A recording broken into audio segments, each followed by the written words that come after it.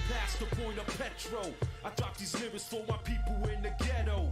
I kick the flavor from night to morn, and just like an alkaline, I keep going strong. Another angle just to keep flexing. This is like a drill, yo. When I'm testing my unusual styles of rap, then I fix it. I rhyme from the beginning to the middle, within a flash.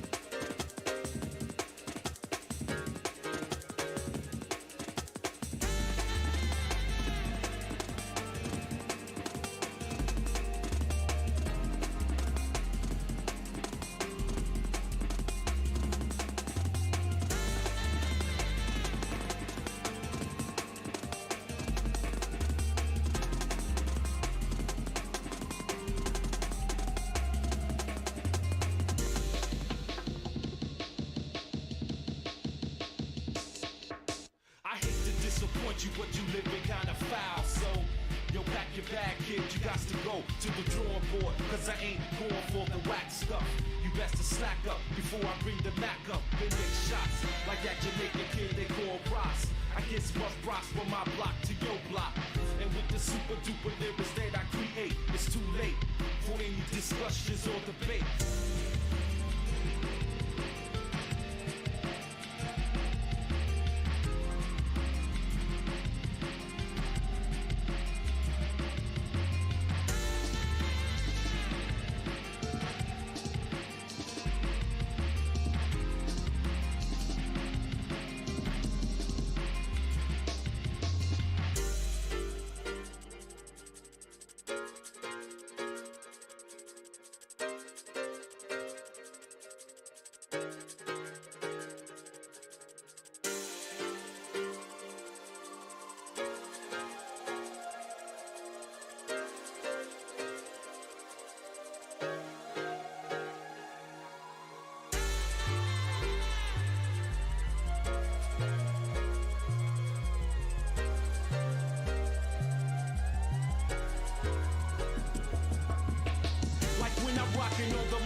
And start breaking, no it's forsaken to think that I can be taken, cause I'm your highness, the rap finest, you can't deny this. Dig a little deeper, yo, I'm sure that you will find this style of mine as a dope speech. I'm intellectual, now I have to teach, supporting my territory. I call props, and all the faded perpetrators, they're getting knocked.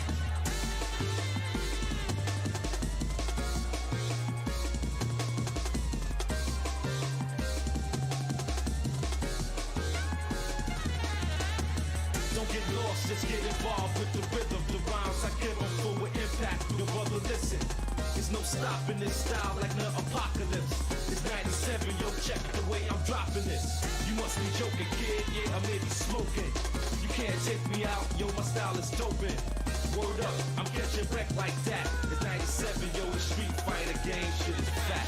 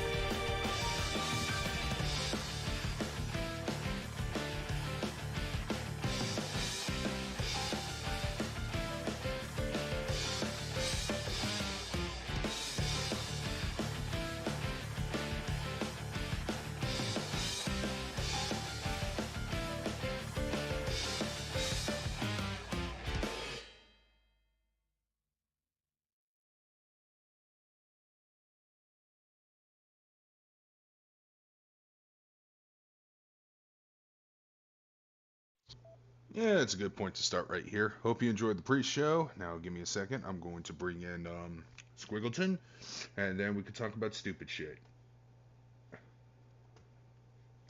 Yo, Hey, hey, what up, man? not much. Oh, is the stream on a weird delay, or did you just bring me in instantly? Uh, all I did was unmute myself. Oh, okay. All right, hi, hi, hang on. Yeah, okay. So I was super Jeez. confused. Usually, there's just a bit more of a delay after the stream starts. I'm like, oh god, we're starting. Oh no, I'm not ready. No, I'm ready. It's fine. Well, a lot of things happened in the span of 2 weeks. Yep. Gilbert I Gottfried died. Yeah, that one hurt. That one really hurt. Yeah. Um, R.I.P. Iago. Yep. Uh, Oh, nobody told the aristocrats better than he did. Ironic that his last major role that he's known for was being God. Yeah. Couldn't have gone out in a better way. Blast! Foiled again! Alright. Boy, this is slow. And, yeah, this is pretty slow. So, yeah, the reason why I titled this episode the way I did is because, uh, earlier this afternoon I saw the movie Everything Everywhere All at Once. I've heard good things about. I still have not seen it because I was working today in this miserable shift. It sucks. Yeah. Shit, that sucks. But I do Can have some good news. But yeah, continue. you got time tomorrow? Tomorrow to see the movie. Not really, because I'm probably gonna stream more Elden Ring after work. See, that was what I was thinking. Is like maybe if you catch it before your stream tomorrow, we could talk about it there. Well, actually, Elden Ring's like a soft stream, so yeah, fuck it. I might as well just go see it after work. Yeah, nothing else going really. Just except what I like, the expectations I put on myself. Well, I really can't say much about the movie other than it's really, really, really good. And That's what I've heard. Like everyone says, like no, see the movie's good. Go see it. I'm not going to say anything about it. And the last movie I saw that was like that was Cabin in the Woods, which became one of my favorite movies of all time. um, it's very similar to 13 Sentinels. Like, Oh it's best to shit. go in Okay. there. It's going there blind, not because of the crazy story twist that game is known for. By the way, anyone who owns a Switch, it's out. Anyone who owns anything at this point, just get 13 Sentinels. Just yeah, get 13 Sentinels Aegis for him. Great game. Um, Fantastic game. Best story in any game I've ever played. it's just that if I describe anything that happens in the movie, you won't even believe me. It's the JoJo problem. Oh, it gets weirder than that. I mean, like one of my favorite images was this one like frame somebody drew where they're going. The great thing about JoJo is you can say whatever you want, and like you can't spoil it because of what it is. It's just so ridiculous. And he had a panel of like a rainbow in the background and a bunch of people like being snails and like getting a laser shot into their eyes. Like, yeah, this is a thing that happens. No, I'm not going to elaborate. Yep, yep. Uh, in the acting's all good. The cast is amazing. Short rounds in it. What? What? How old is he now? Uh, maybe in his 40s, Okay. 50s. I don't know. He's Did he learn to be a better actor? Well, that's the thing. I looked up later on that he retired from acting for like 2 decades because And came back. Oh shit. yeah, because apparently there weren't any he couldn't get any roles because being I an can Asian in imagine. the cinema back then was a challenge. That But that then is like a good point. Like I don't think any racial group is typecasted more than Asian people, or at least for a long time they were. but he didn't miss a beat, and considering that this film is well, I've seen some commercials and Yeah. Paul marketing marketed this way, but his acting was great and he has all the range. Yeah, let me see where it's play. Oh yeah, it's playing really close to me actually. Um, God, what else? Oh, and there was another actor in there, and I'm having a Mandela effect because I thought he was dead for 10 years now. Turns out he was. Maybe, They I don't brought him know. back for this movie. Well, he's in it too, and so is Jamie Lee Curtis. Yeah, I do see that. Um, What? yeah, I don't even recommend looking up the movie posters because Yeah, those will be surprises. I just saw the cast. I'm looking at like showtimes. So. All right. So yeah, fantastic movie. I'm definitely picking it up on Blu-ray because I definitely want to see the behind the scenes because, like, this is as trippy as a Satoshi Kon flick. Oh, that's okay. That's high It's also praise. I love Satoshi Kon. It's also as trippy as this one anime film I saw a long time ago with my buddy Jeff. It was called Mind Game. I don't know if you ever seen it. I've never even heard of that one. Okay. It was an anime film, but it was also weird and trippy as fuck. Okay. Oh. Let's put it this way: majority of the main casts were living inside a whale for quite some time. This looks wild. Wait a minute. Okay, wait. Okay, wait a sec. I think I've seen like images from this. I just never knew what. Oh, okay. That's okay. It's a Masaki Yusa movies. Okay, no wonder it looked familiar. That is one of my favorite anime directors. I should probably watch all of his stuff. Yeah, but because Devilman Crybaby's fantastic. The Night is Long. What? Yeah, the Walk On Girl is great. Ride Your Wave is really fun too. Oh, he worked on Mind Game too. Well, that would explain it. He was the director. Yeah, Oh, when I'm looking it up, it's okay. Yeah. Yeah, he has that style where you like instantly recognize it. Oh yeah, he made my favorite anime of. Did it come out in 2020? Keep Your Hands Off Ezokin. Yep. Or Izokin. Yeah. Yeah. Did you watch that one? I got like 4 episodes in. I need to finish it. I really like it. I have not seen a bad anime about making anime. Like, I am such a huge fan of whenever they're like, yeah, we're just gonna go and dive into the process really hard, and that's why Shirobako is one of my favorite anime ever. And it made me hate that stupid, like, side fade haircut even more, because a random character in there, I'm like, how the fuck have you not been fired yet? It's like, this guy causes every problem in the show, and I hate him so much. I'm just getting off topic and talking about anime I really like right now. I know. I'm pretty low energy today. Oh, fair enough. I just got back from the gym and I ran 6 miles. I'm gonna try and do that I'm gonna try and do a workout every day before Colossal Con because I have a particular cosplay planned. Oh, nice. I don't even have a convention to go to this year. Oh no. Yeah, MegaCon died last year, so. Yep. Yeah, Colossal's like my favorite because it's out of water. It's at a place called the Kalahari, which is a really cool like hotel with like a bunch of like it's like African like savannah themed. So like everything's like kind of wood based. There's like wild animal like decorations everywhere, and the big thing, this is the party con because you hang out at the pool and people can rent a villa, meaning they can rent an entire house, like a big house, for like $2,000 a night or something, and they will cram like 8 people in there, and they will have the wildest parties I've ever seen. Nice. And I'm a big fan of this con. Going back to one last thing I want to talk about for Everything Everywhere. Oh yeah. The directors, I believe they're both just simply called the Daniels.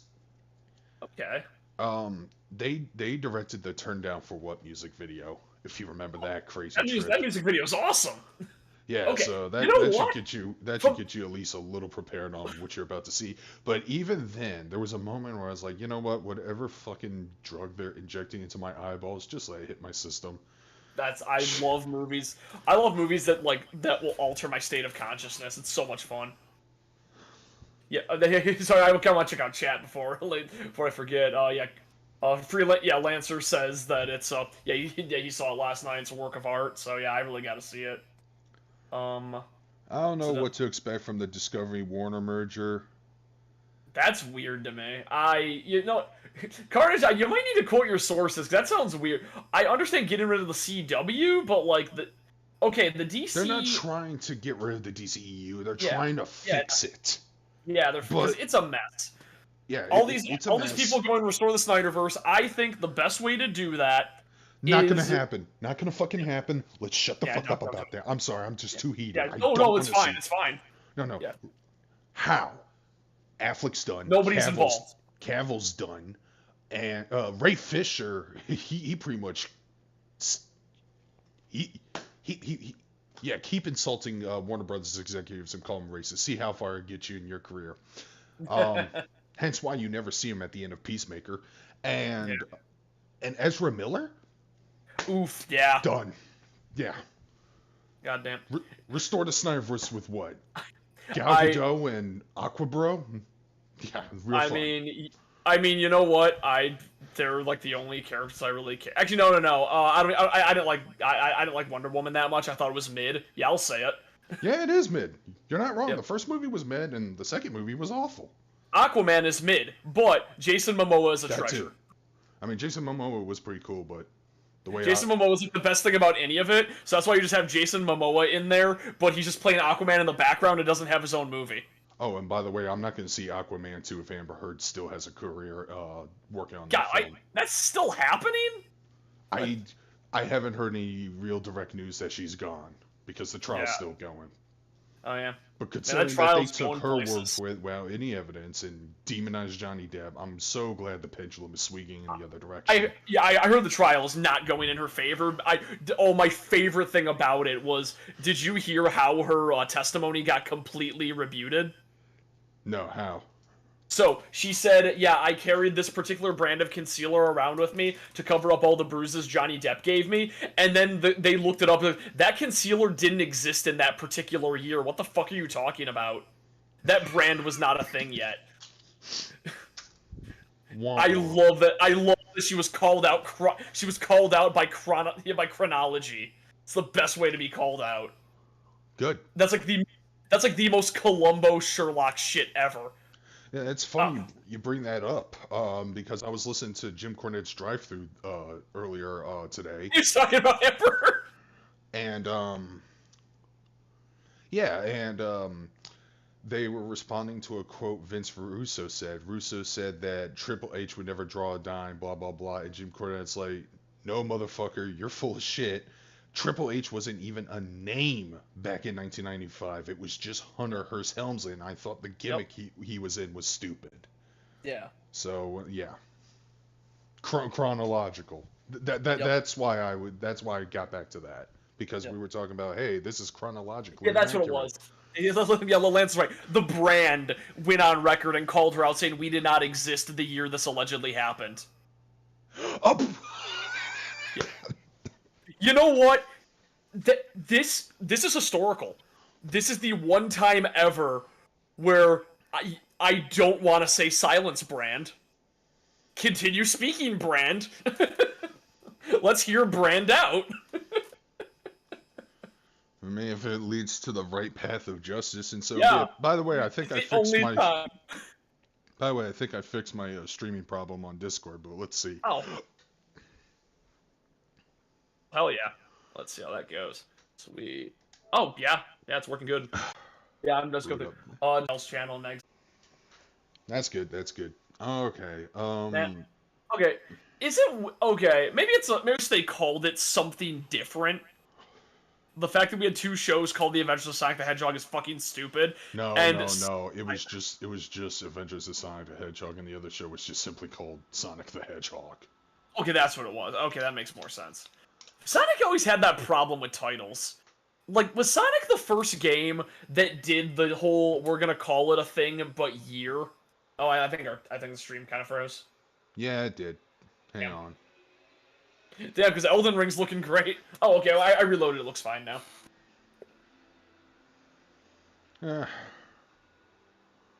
It'll take her at a Simpsons wave of hallucination between Triple H and McFoley. Yeah, I can see that. I was thinking, like, What was it? This one thing that Al sent me, it was like this thing where it's like, man, I haven't been destroyed like this since I learned that Undertaker and Kane weren't actually brothers. Streaming problem on Discord. Like, I'm thinking about Whoa. this now. Oh, yeah, I should probably wait till till the stream comes back before I continue talking about that. Huh. Okay, there we go. I think we're Oh, back, yep. but for There we go, and we're back. Alright, I was about to say, man, I'm trying to fucking stream some Elden Ring, and I'm frozen again. Great. Oh! Damn it! You got the Discord working, but not the stream. We have the opposite problem now. Maybe it just hates. Yeah, maybe it just hates me streaming in two different places. Let's try this again. Let's see one thing. What am I doing? So I just wanted to send a thing. Yeah, I have a friend I stream with. She was kind of curious about the podcast, so I just wanted to send her a link just in case you wanted to check it out. Oh, where'd you send the link? To her directly. Oh. Yeah, I mean, I'm not sure if you stream with her, but she's been on Elden Ring with me a few times. Jill, I'm not sure you were there on the same time, but yeah, we haven't met yet. So okay. Yeah. But yeah, like I don't know why they're trying to fix the DCEU, but still keep all the broken, problematic fuck. Like, if you want to fix the DCEU, you have to separate it more. Like, don't tie everything together like that. That's the problems. They tied it together far too quickly, and it's like, ugh. It's just like make it organic. Don't just copy what Marvel's doing and do an inferior job, because DC has things. And I am getting like tired of the Marvel formula right now. I'll admit it. Same. And I've had a Marvel fanboy for many years. I think that I think I said this before, but DC has their biggest strength is they have so many weirdos in the Rogues Gallery. Far more than Marvel does, except for like maybe Big Wheel. Like, I love D-list Spider-Man villains a lot, but they do not compare to D-list Batman villains. God damn it. Oh no. Not the stream. God. Although for some reason there's a big fucking delay. There's an even bigger delay. Yeah, that delay was kind of huge. I was wondering what was going on there. Oh wait, I am like actually 20 seconds back from the reload. Dun, dun, dun, dun, dun. Yeah, but it still looks like. Hey, as long as it's working a little bit. If there's a delay, as long as we can see it. But... I don't even know if that is a fucking delay or not. Oh, that's like straight up frozen on my end. Actually, yeah, it's not doing the pulse. Ugh. Drop some frames. Oh man, I did yeah, Elden Ring is fascinating because it's the first FromSoft game where they're actually adding content with every patch. Okay, that's odd. Why? What? What would you say? I said that's odd. What the fuck is going? Oh, okay. I think the game was rushed out a bit early, or maybe they're taking feedback and fixing a few things, and they're trying to patch stuff in with like minimal stuff. Time Warner, outside Briscoe Brothers. I have no idea. I don't really follow AEW, so. Yeah, in fact, I kind of want to take a break from wrestling. How's it going, Joe? Tony Khan's in his fucking Herb Abrams phase again. Oh no. Yeah. It's again. It's getting bad. What number is this? I'm running out of subtitles. Second, third, maybe. Oh yeah, the thing I was saying earlier. Yeah, I actually. So in regards to like having to work on Sundays, I have some good news. I got accepted for a new job. Oh, congratulations. Yeah, so I'm really excited.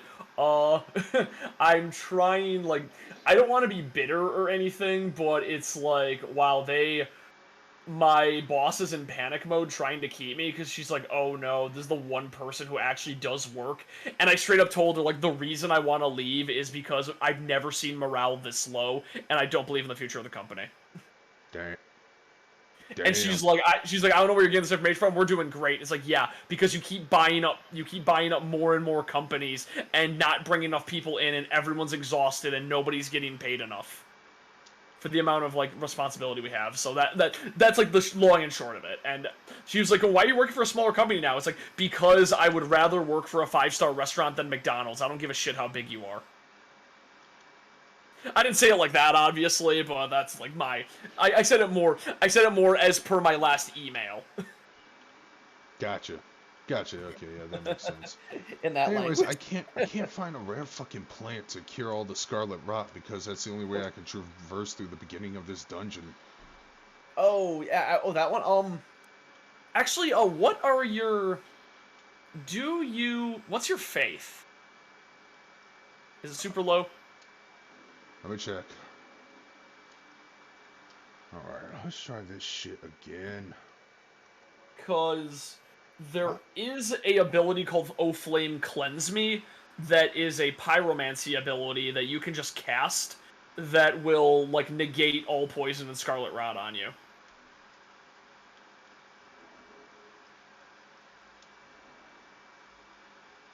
My faith's a 7, dude. Okay, that's fine then. Well, I only have like one. Yeah. Can you not craft it? Yeah, you need the plant to craft. Actually, that plant is all over Kaylin. Well, it said it was exceedingly rare. Yeah, I'm not in Kaylin though. Yeah. Yeah, the Scarlet Bud. Most anticipated game award? I don't know what the Guardians of the Galaxy comes back to stuff by Tim Burton. What? I don't know what's going on. No, I'm just reading chat, but I know I'm seeing the chat too. yeah. Right? I mean, hasn't Tim Burton kind of had a bit of like a resurgence lately, and like mostly made like good movies? What was the last movie Tim Burton made? One sec. Because I like Tim Burton like when he's not going full Tim Burton. He's trying to be artsy. But his art's the same, man. Wait, what? His art's the same. No, I mean stuff like Big Eyes when he's trying to do when he's trying to do like more subdued movies. Yeah, like let's see here. When the hell did he direct Big Eyes? Oh, it's producer. Where's director? Yeah, there we go, director. Beetlejuice Wednesday. What the hell is what? Oh, he did a Wednesday show. I didn't even know about that. All right. Miss Perkins Home for Peculiar Children. Oh god, I forgot about that one. I heard Big Eyes was good, and then he did that weird, like, Peculiar Children movie. Okay, never mind. He hasn't made anything good in a while. Last movie he made was Dumbo. Oh god, that was him? Yeah, he did the live-action Dumbo. Although, I appreciate for one thing, which is the... which is the, like, his thing of, I'm gonna cast Danny DeVito and give him a big hat in every movie. I learned about one of the strangest effects this game has, which is what the Grace Mimic does. Hey, I found a somber smithing stone. Oh yeah, those are the good ones. I know. I think. Yeah, regular smithing stones, you need so many of them, and I'm trying to do like a great sword build, but I'm kind of rushing through the game with Hogan. So. Nah. So I just need to go and find all the smithing stone bell bearings so I can get like enough materials to upgrade my weapons more. But yeah, at the end I'd rather just farm ruins and buy them than like have to farm stones. Although hey, at least they increased the drop rate for smithing stones. But yo, you looking at Horfrost stomp? Yeah, that stomp is pretty good. And it's good. Now remember, it was nerfed. It was so insane back when it first came out. Jesus, like, seriously? It was ridiculous. They had to nerf it so hard, and it's still good. You know what? Yeah, Jillian, Ed Wood is the best Tim Burton movie, bar none. That's one of my favorite movies, like in general. Oh yeah, I do need to see the new I do need to see the Batman because it is on HBO Max. I was gonna watch it today, but then work got busy and I didn't have time to. So I just put on like dumb videos in the background while I was on like 2-hour calls. Good. Godzilla and Kong coming. Oh yeah! I don't know if it's gonna work. Yeah, Godzilla vs Kong is an event in Call of Duty Warzone. I have no idea how that's supposed to work. Probably not good if it's Call of Duty. Probably not. Yeah, good point. I've heard good things about Call of Duty Warzone, but I have no interest in Call of Duty. I love that giant jar on the horizon. It's like my favorite thing. The only way you can get to him is you go underground and you take the elevator up, and then it leads you to a pathway that goes directly to him. And I will say, going to him and doing his questline, it's very quick, is one of the best rewards in the whole game, and I should probably do it next time I stream. Because holy shit, it good. It gives me a talisman that I use. Oh, Whirl of Flame, not bad. You didn't get Flame Cleanse me, but Whirl of Flame's pretty good. That's the thing. There's a 5-minute delay now. It used to be only like 10, 15 seconds. Oh no! Well then, gameplay commentary gonna be difficult. I know. Oh no. Oh well. Oh no. Oh no. Starscream's coming to Fortnite. Who isn't in Fortnite at this point? Like, oh man, who? I'm trying to think. Like, oh yeah, put fucking Dark Souls characters in Fortnite. I don't care. Do it. Do it, you cowards. Oh, I heard a death. I'm not dead. It's an injury. Grievous injury. Gotcha.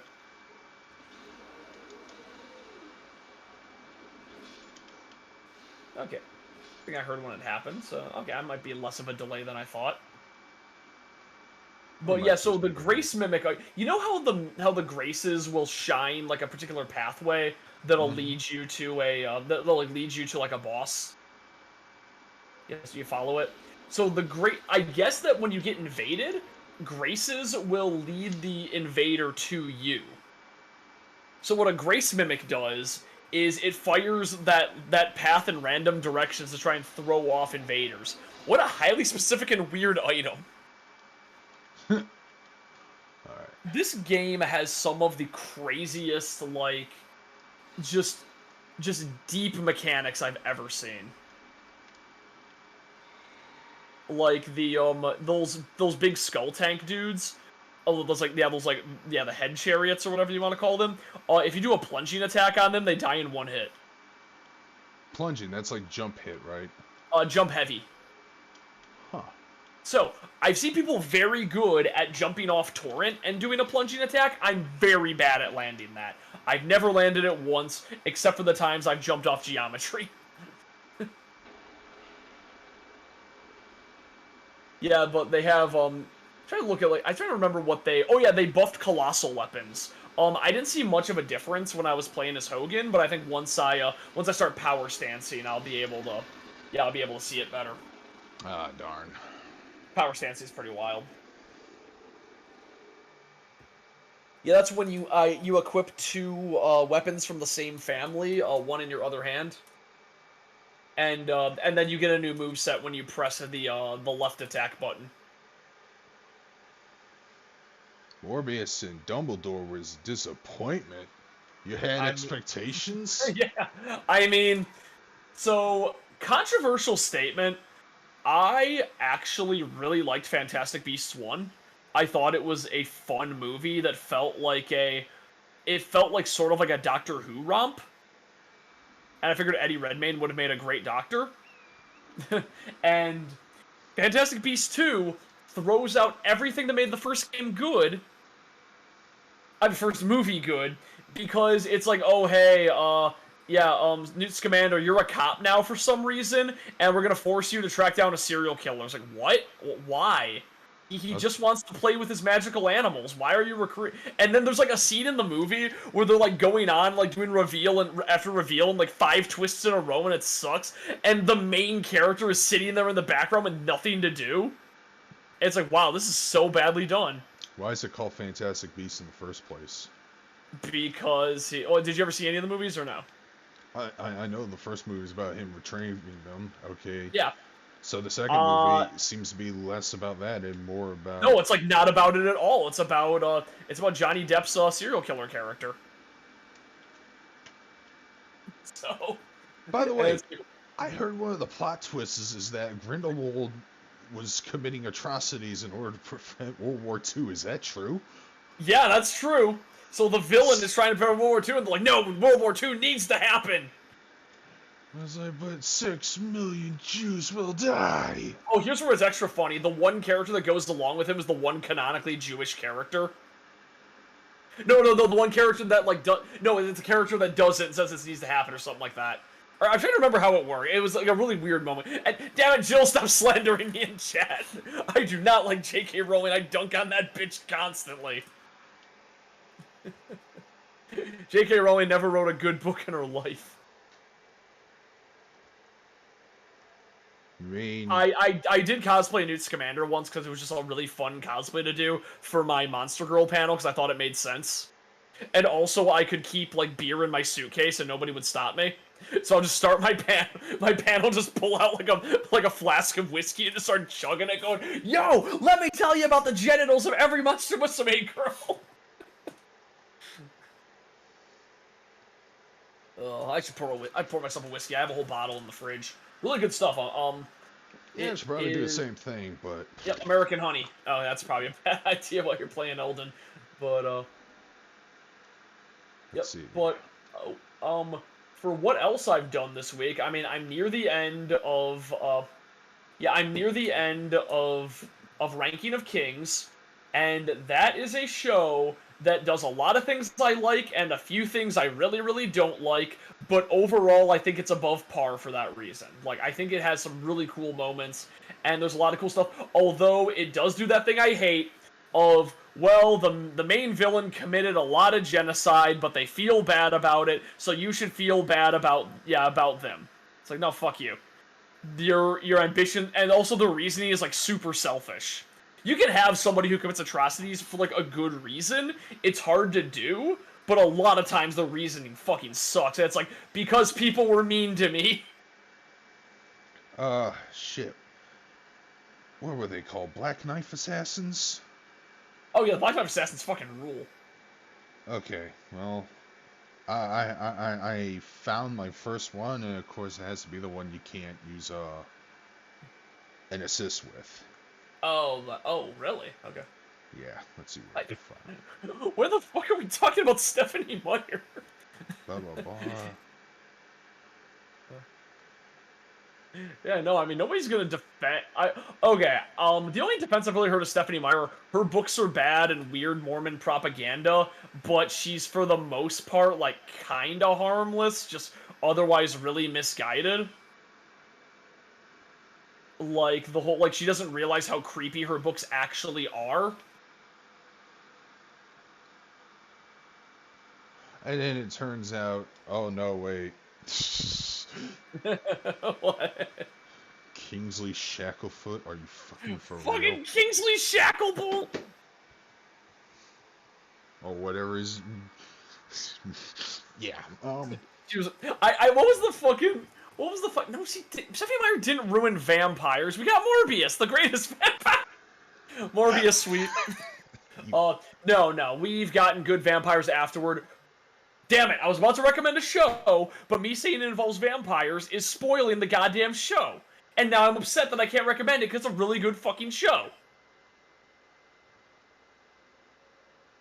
Alright, let's see if it works now. On your end. Yeah. It's working on my end. I got the Discord. We're in the chat suite. Anyways, I have a kerfuffle with this butthead. Yep. Oh yeah. Oh, that one. Oh wait, is this the? You should be able to summon something. Like, was it well, here's the thing. I'll get. It's a hidden passageway. Oh, that one. Yeah, I think I summoned something for that fight. Yeah, I think I did this like the other day and summoned something. Yeah, the hidden Yeah, that hidden one. I do love this hidden path. I think it's really cool. Also, I do like that they brought back the necromancers that keep the skeletons alive. I think that's really fun. Yeah, you know what? Yeah, Jill's right. Yeah, she was a thirsty. Yeah, she was a thirsty Latter-day Saints lady who wanted to write a teen romance. That's better than most Latter-day Saints people who form fucking murder cults. I listened to a podcast about the Children of Thunder recently. Holy shit, that's a trip. It was like 3 people that formed a murder cult to try and take over the Mormon Church.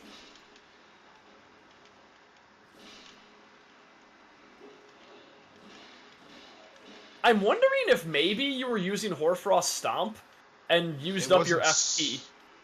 I don't think it phases him. I think he's weakened to bleed. I'm not sure. I don't think they have much bleed damage, but no, I'm pretty sure you should be able to summon in this particular fight. Nope. I'm looking at the wiki right now. Oh wow, really? Okay, well, I believe in you. You got this. Time to spam. Yeah, time to spam Moonveil. Honestly, Moonveil's really good against Black Knife Assassins. Oh yeah, so it's a spinny weapon. I love spinny weapon. I put the spinny weapon on my. I put the spinny weapon on my ice scythe, and it gives like frostbite in like seconds. It's so much fun. Yeah, you gotta get that.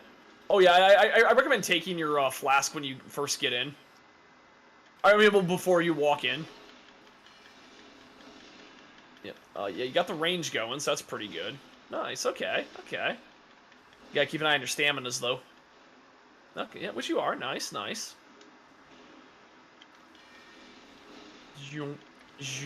Oh. Is it doing... Oh, okay. Okay, good. So, the projectile doesn't do what it does to enemies, because, oh my god, the Black Knife projectile is insane. It has a really interesting mechanic to it. Because what it does is if you summon a Black Knife Assassin and they use the projectile, it will, like, start draining the health of whatever it hits, and it'll give them, like, yellow life. So it'll drain their health down, and if they die from it, they die. But if the status effect goes away, then all their health that they took away comes back. So you get in a weird instance if you don't kill an enemy fast enough that it looks like the boss is healing when it's not. And I think that's like a really interesting gimmick. Yeah, look at you going hard on the lightsaber. Oh, I believe in you. You got this. Okay, okay. Alright. Yeah! Nice, nice, nice. You got this. Get Assassin, that. Yo. Cerulean Dagger. And you also got something else. The Black Knife print. So, this is explained kind of weird. The Black Knife print is like a story item. Huh. There's a particular NPC that has a questline that is insanely easy to miss, who will tell you where to go based on the Black Knife print. He'll say, "Yo, so I will tell you about a giant questline if you also like, Carnage." Going back to the source thing. Yeah, and certain things. What is Sony like? I don't. Yeah, you need sources, man. I don't know where you're getting a lot of your information, but it's a thing that I don't think Sony has the ability. Sony doesn't have an anime studio, so they can't be actually editing anime stuff. They can be editing, like, anime games that are out on their systems, but they can't edit anime itself, which they do. And that is why I don't want to buy a PS5. I like my PC, and all the games that have been coming out on I think that Sony is burning a lot of bridges, and it's the fact that a lot of the games that, like, have been being released on, like, Sony platforms have not been that great. And, like, nothing really makes me want to buy a PS... There's no killer app that makes me want to buy a PS5. I was interested in Demon's Souls remake, but then Elden Ring came out. And I love Demon's Souls. Like, it is probably my favorite Souls game because it's jank and flawed, and I like it for that reason. I think the reason I like it a little more than Dark Souls 1 is because Dark Souls 1 has some good peaks and valleys, but I think that Demon's Souls feels really jank and creative, and it's the fact that, like, every major boss of every area is a puzzle boss. And if That's that game's the like best extra kind of jank, breakable, by the way. That's the best yeah, kind of I jank. love But good jank. to answer Lance's question, I think I did it once, and then I just noped. Yeah. So did you see Max doing that challenge? No, but I bet there was a lot of rage. No, actually, he like demolished it, and he's like, well, because remember, he's used to fighting like old Omega Rugal from like the other games. He's fucking good at fighting games. Yeah, this one's supposed to be based off of what, 98 or no, 2002? Yeah, they're one of the more like recent ones. Like, so he's like he beat that Omega Rugal. It like took him. He's like, wow, that was like only like a dozen tries. He was like, it wasn't really like as many as he expected. So he was like, well, I guess I'm gonna do a hard mode, and then he tried to beat him in one fighter, which he eventually did with Rock. And then he You have to decided to have a challenge certain himself. somber Smith and Stone. Wait, what about the Somber Smith and Stone? I have Somber Smith and Stone 40. My move requires number 2. Oh, okay. I can probably tell you where you can like find one quick. Sony banned my boobs. Can confirm.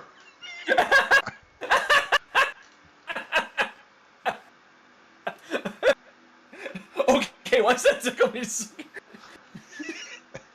Did you? I woke up. Too? No, I just thought that was really funny. Oh yeah, I forgot. Yeah, actually, that is true. It's funny. I have a dex built, but my character looks like you know what? the Barbarian. Carnage does actually bring up a point that Crunchyroll is owned by Sony, and they did buy Funimation, but Crunchyroll is localization and not as much of a because anime still is focused on the TV market or ATX. So for the most part, Crunchyroll will the most Sony can do is determine what is available on their platform, as well as change subtitles. Hey, do you still That's why I want have, fan subs to come back. the radar thing on the runes to tell you where the boss is, or the... Oh, I mean, not really. I've never used it. I just kind of follow. But yeah, if you follow the points of grace, like that will lead you to where a boss is gonna be. But it'll generally just give you a vague like hint. Oh, Crunchyroll originals. You might as well associate that with the worst in animation. That's not real. That's not real. That's not an anime. Oh man. Damn it! I got out of bed one day, put on my bra, just fell off because all the boobs were erased to use Sony. All right. I've always been a proponent of whenever anybody complains that like women are too sexualized in media, just sexualize men. Just do both. I mean, anime's done that. Look at Clamp. Yeah. Yeah. Oh god, Clamp is those crazy. long ass legs, those damn shoujo legs. Also, Kakyoin laying that egg. Fucking Clamp, I love it. I mean, I remember there was like a discussion like how far can you go with like man service before it becomes like. Before it would like turn off like a female audience. What were you saying? I can't summon my horse. And this giant. Oh yeah, because this technically counts as a. This counts as a as part of Stormveil. Yep, just go smack their legs up. You should do extra damage because you have ice. I don't think that Sony can't really make any changes to King of Fighters that egregious. Because it's out on other platforms. Ow. You know, I am generally always against like any form of censorship, so. Same. Even if your shit is gross. Yeah. It's like I don't agree with you, but I'll defend your right to do it. Unless it's cuties. I mean, okay, unless it's like using actual children, that's like fuck that. But what if somebody made a movie that was like that was unironically trying to spread the message, hell yeah, the clan rules? Would you defend that? That already exists, and I have defended that fucking movie because it is actually a pioneer of filmmaking techniques. There's every single films class you will ever take will talk about Birth of a Nation. Birth of a Nation was... What year was this made? One sec. Film series? What the hell? Because there's two Birth of a Nations. There's the 1915 one, then there was a 2016 one. And the 2016 one was... I don't even know what that was about, actually. Well, the 2016 one is a movie celebrating how cool the Klan is. And it kind of is like a monster movie, like, against black people. It's a horrible movie that shouldn't be defended, but artistically, it needs to be discussed because it's the first movie that ever had a non-stationary camera.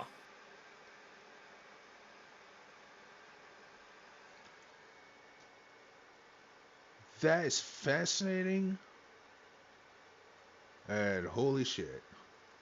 Yeah, it's weird. So that's why so if you take a film class, they're like, yo, so Birth of a Nation has a lot of historical value. Fuck that stupid racist movie.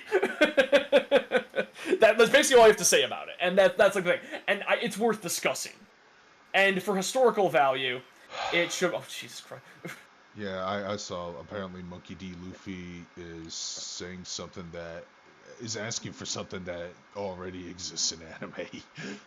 I mean, a lot of women can be sexualized and strong. Like, if you make them like... I love okay, Moi. I don't make care if women she has an egghead. people. Yeah, make them okay, a person. women are people and should thus be... in all media should be portrayed thusly. So, people are sexual. People can be strong. Yeah, people can still be strong and also sex positive. I will defend Bayonetta till the day I die and after. I'll put that fucking shit on my tombstone of, yo, Bayonetta. Because Bayonetta is a sex positive, great character. And is a strong female character that is like that doesn't need any. She don't need. I remember. Okay, it was like the one cool thing Movie Bob ever said, which is like when they talk about like overly sexualized characters, like they try to like make them like kind of like girly and non-threatening. Bayonetta is sexually threatening. She's like, fear my vagina. Yeah, because it's a thing where it's like they like he was saying like the problem with writing a lot of female characters is that they either are sexless or infantilized, and he was saying, oh, you can like run up and stab him in the you can like run up and stab him in the chest when he falls down. That's one idiot down. Yeah, there you go. But the still gotta worry about the fucking archer. Yeah. Yeah, but the thing he was saying, he's going like, Bayonetta wants it. She just knows that nobody around her could ever satisfy her. Except for Jean, but... Uh-oh. Man. Oh, no. This sucks without my horse. Yeah, I know. It's like, damn it, why are you doing... I would just run up and start smacking him in the shins. Just go Cotton Hill on his ass. They took my shins! They took my shins, boy! So don't come cry me, boy. Oh man, man, King of the Hill is so great, and once again, don't bring it back. Just like Futurama. Don't bring it back. Let me remember it for like. Yeah, let it exist and be good. I was actually talking to my friend earlier, that she was rewatching the Boondocks. She was going, "Yo, the Boondocks holds up." And fuck yeah, it does. Yeah, and then she was saying like, yeah, just avoid the seasons that Magruder had nothing to do with. Which is season 4, which is feasible. Yeah. Oh yeah, Jill is right. So yeah, the problem, like, yeah, if a woman is not written as a character, yeah, don't fucking do that. Like, write women as characters. There's a great quote by George R.R. Martin where I think it was George R. R. Martin, one sec, because it's like the cheekiest quote ever, and I love it, because they were going like, wow, you write amazing female characters, how you do this? Like, well, I've always believed that women are people.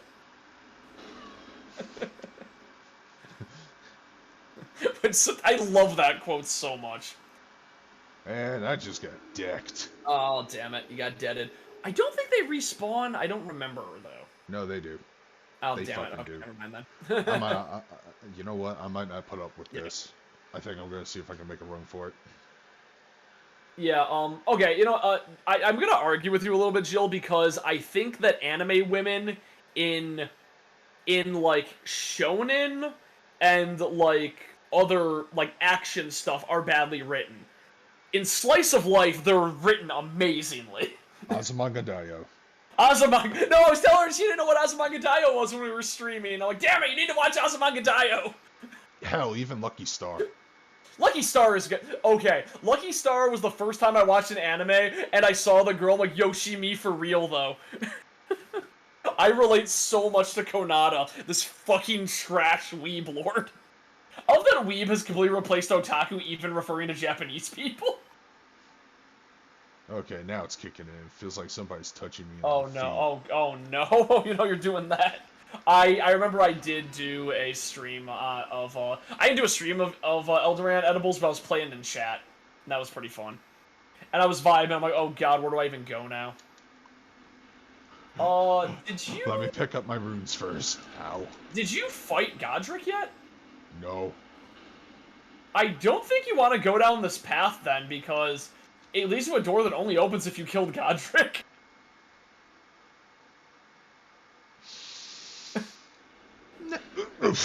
Oh, okay. Did you see that sweet dodge? Yeah, it was pretty epic.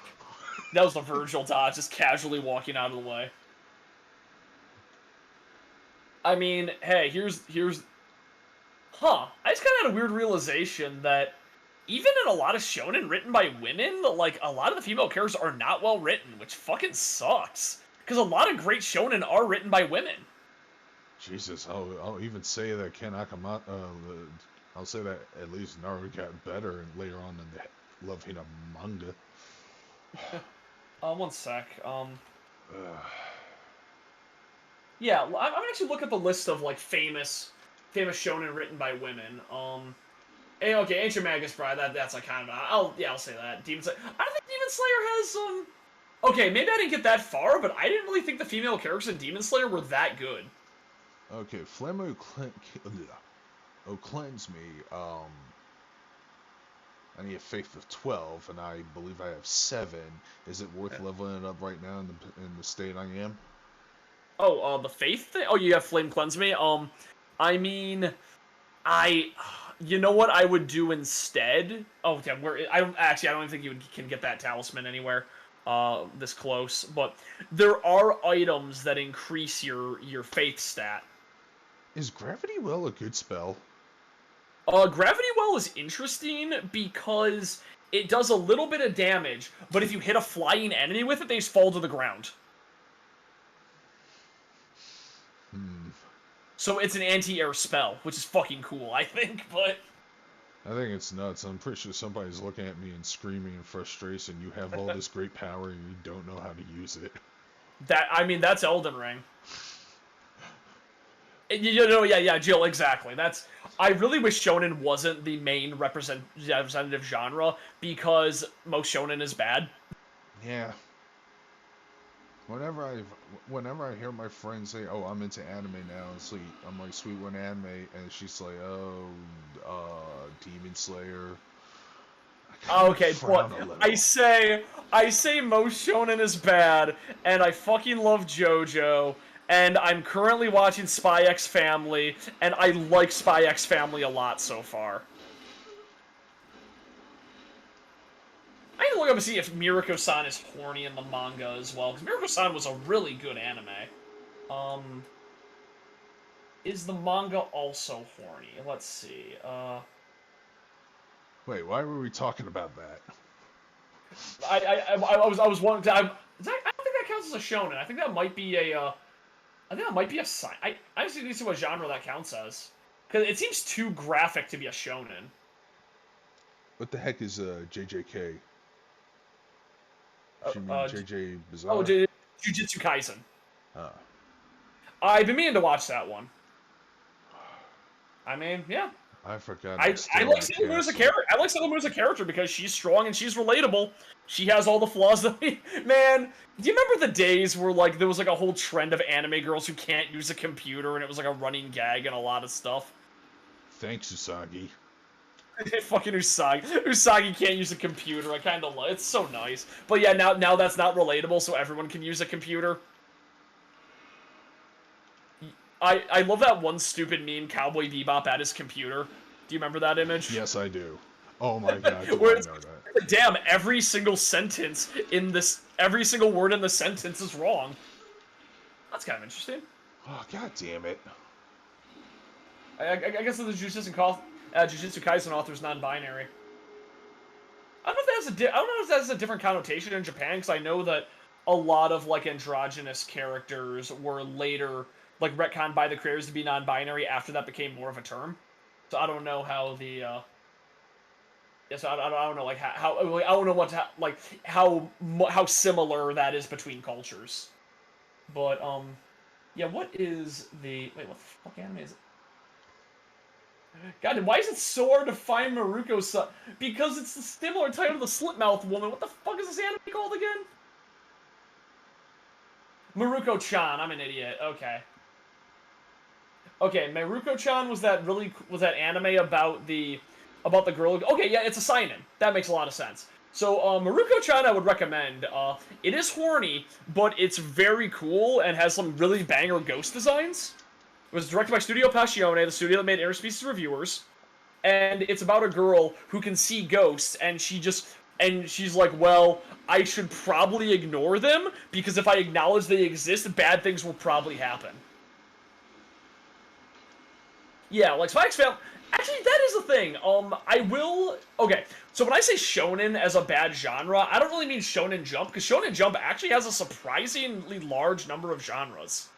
Like, they have, like, a lot of romance stuff in there. They have, like, Barakamon was a, like, sort of an office drama. And it wasn't like traditional shonen. And yeah, Spy X Family is definitely not traditional shonen because the main characters are in their late 20s. Holy shit. That's why you need to watch and support that series, because we need more characters in their late 20s.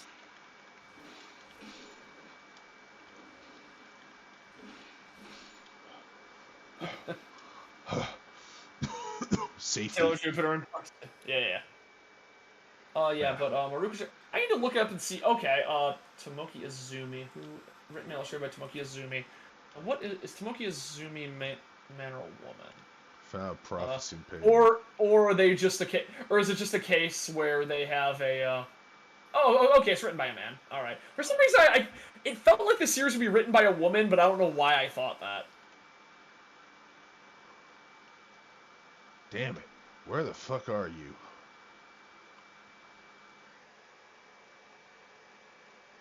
That's the Frankenfran authors like a weird enigma, and nobody can figure out like who they are. Like they did like one appearance wearing like a heavy mask and everything, and everyone's like, and then they never appeared again, and every photo of them is like so old.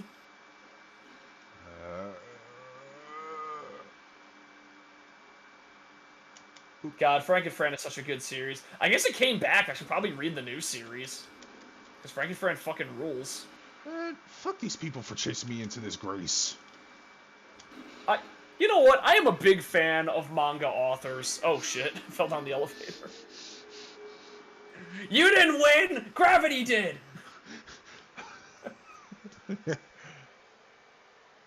Maruko-chan is sick. Listen to Jill. Miruko-chan is awesome. It's a very quick, it's like 12 episodes, really fun watch, and it like has some really cool stuff going on. It has like my favorite ghost designs, and some pretty cool lore going on, because a lot of the lore is like interpersonal like ghost drama and like ghost power struggles that the main character can't understand because she sees the most horrific creatures imaginable. And it's like, I don't want to acknowledge what's going on, but like giant ghosts will be wandering around eating smaller ones. and like cooking them on people who have strong magical energy that repels ghosts. Look at all this armor. Yeah. Oh yeah, you can get that later. Really? Yeah, that's the Banished set. I believe the Banished Knights drop it. So there's a respawning Banished Knight here. I know the drop rate's kind of low in this game, but I think they started upping it in every patch. Because it kind of got a bit ridiculous. Oh yeah, you're actually really, really close to Godric. But yep, there is by that site of grace in the like by that door you can't open is a you can like jump down if you like turn to the right. Yeah, there's like a the site of grace by that ogre guy. You can jump down, and then if you follow downward, there is a like secret like mini boss enemy. And then there's like a mini boss enemy, and then you get you get an item that will unlock a quest line for you when you get back to the round table hold. And that's where you give the black knife print to. Wait, where do I go? So it's the I don't remember the name of it, but it's that one point of grace right by that ogre, like with the dog. Yeah, that left side chamber. Okay. The one I just Yep. So got. okay, yeah. You would go out and you would go like make a right. Actually, yeah, Godric is like right down the hallway if you like follow that pathway. But yeah, it's like right outside that point of grace. You run out, you turn, you make a right, you make another right, like do like a U-turn basically. Then you can jump down, and then there's some stuff. Because yeah, this grace is more of a shortcut thing, but it like takes you right to like the boss. Like this is the closest. This is the second closest grace to the boss because there's a one that is really really close. Where do I go? You go out that door and make a right, and then make another right. Go out that door. Go right. Oh yeah, no.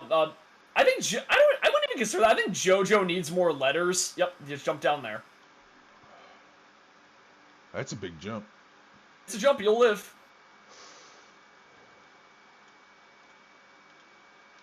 Huh? You got the. Yep.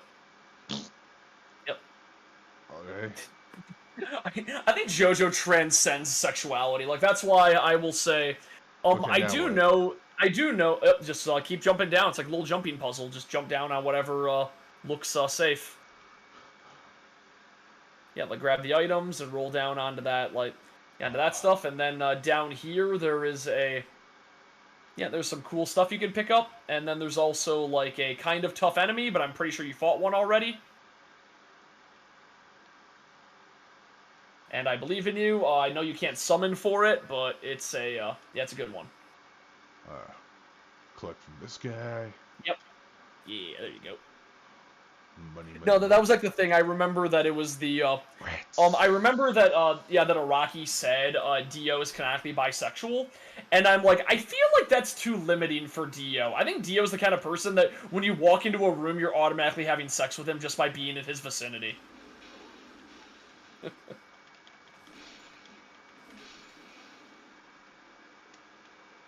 Yeah, Kengan Ashura is pretty popular. I think they'll do a season 3.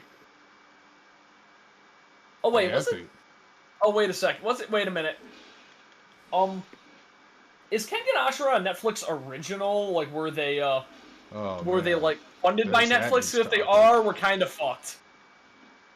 That's why I am like worried about Steel Ball Run better not be a Netflix original. I really hate the way that they're handling Stone Ocean. I'm gonna say that. That, like, killed all the hype for JoJo, but the fact that we have to wait, like, an entire year for a batch of episodes rather than them coming out week by week. I don't mind I don't mind the wait. My problem is that releasing them, like, in, like, chunks like this makes them all hit at once. Nobody can make good memes about each individual episode, like, week to week, and there's nobody talking about it, like, after like, a week or two. It just really kills the conversation, and I hate that. And Stone Ocean is one that would have a lot of people talking, because Stone Ocean gets fucking weird. Yeah, you know what? LGBTQIJJBCA. Why is that spot glowing? I think it was just Yeah. Oh, what? Stop. Weird. Yeah. I have no idea. Was there one of those like dung beetles on the other side? Maybe. That could be it. Maybe. Yeah. Yeah, it happens. Clipping through the wall and shit. Man, there's like that one weird phrase. Yeah, there's that one weird phrasing where like people don't understand the meaning of "get good." So hey, I'm gonna pull back the curtain for Souls fans. Get good is not telling you to get skillful at the game. Get good is telling you to fucking eat. Okay, it froze for a second when he came out. That was great. You got this, man. But except you're using your you're hitting him with your. There we go. Now I was wondering why you're doing no damage. Like, oh, you're. See, I wouldn't even call Dio Pan either. I think he like goes beyond that. I think Dio is just he doesn't have a preference. He just automatically has sex with you upon entering the room. It's like he walks in and Dio will point at you and go, "You're pregnant now." And it's like, well, but I'm a man. Yeah, I don't make the rules. I'm fucked. Yeah, it happens. You got this. You still got it. No, it's okay, but it's not too late. Oh, why are you sad now, Joe? Goddamn. Sad panda. I think like half the people talking. Can't worry about the high resume. Oh yeah. They hit the Pentagon. Oh my god, that fucking. Okay, is that gonna be a reference to? Is that gonna be a reference to the Turning Red review that we're all dunking on, or just how funny Oni plays is in general? Both. I wake up and hit the Pentagon. But oh goddamn, both are Netflix originals. Fuck. Well, I mean, hey, maybe they'll pull a Tuca and Birdie, and Netflix won't renew it, but then somebody else will. Man, Tuca and Birdie did not deserve that. Because that was actually, like, a good show. The first episode was kind of rough, but it got, like, really good, like, later on. And then Netflix didn't renew it because the anime studio got unionized. Which is, like, the shittiest thing. Yeah, honestly, those troll guys are, like, way harder to fight than you'd think. I haven't... Okay, so, like, I don't mean to backseat or anything, but I haven't seen you do, like, any guard counters. You're right. I haven't been making a habit out of that. Yeah. Guard counters are, like, such a good system, so... Yeah, like, yeah, you block and do the heavy attack, and, it doesn't always work, but it works a lot of the time. Yeah, Jolene is a great, man, you know what, I'm, okay, to avoid, I'm not gonna spoil anything, but I absolutely love Jolene. She's one of my favorite JoJo's. She gets done dirty by her own part. God damn it, I lost all my runes. Now I don't care. It happens, man. As long as it's not, too ridiculous. It's a 12. You just getting wrecked by the gang squad. So yeah, they hit. 11. We're going back to the Turning Red review. Yeah. Okay, so for those who don't know, Mr. Enter made his most infamous review ever, which was his Turning Red review, where he goes on a long tangent about why doesn't this movie set in 2002 reference 9/11? I don't care that it takes place in Canada. They should be fearful of 9/11, and it should affect everything they do in this cutesy movie for children. It's like, God, and I loved his reaction to it, which is, I have said so many stupid things, I've gone on anti-mask rants, and this is what I get canceled for? And this is what I get called out for? It's like, wow, dude, you're not helping your case, man. Yeah, that's the thing. It's like, wait, fucking idiot. You went on an anti-mask... It's like, oh, you did this one bad thing, but then we found out you did a bunch of worse things. Yeah, oh no, he's doing the Chris Chan defense. which leads me to my favorite thing I've been looking at for a month. I sent you a link a couple days ago from the Ackman. Oh, which one was that? Let me see here. I probably watched it. I just didn't. Let me see here. That. I might do the Google challenge. Yeah, I think I'm gonna save right here and Okay. play something else. Fair enough.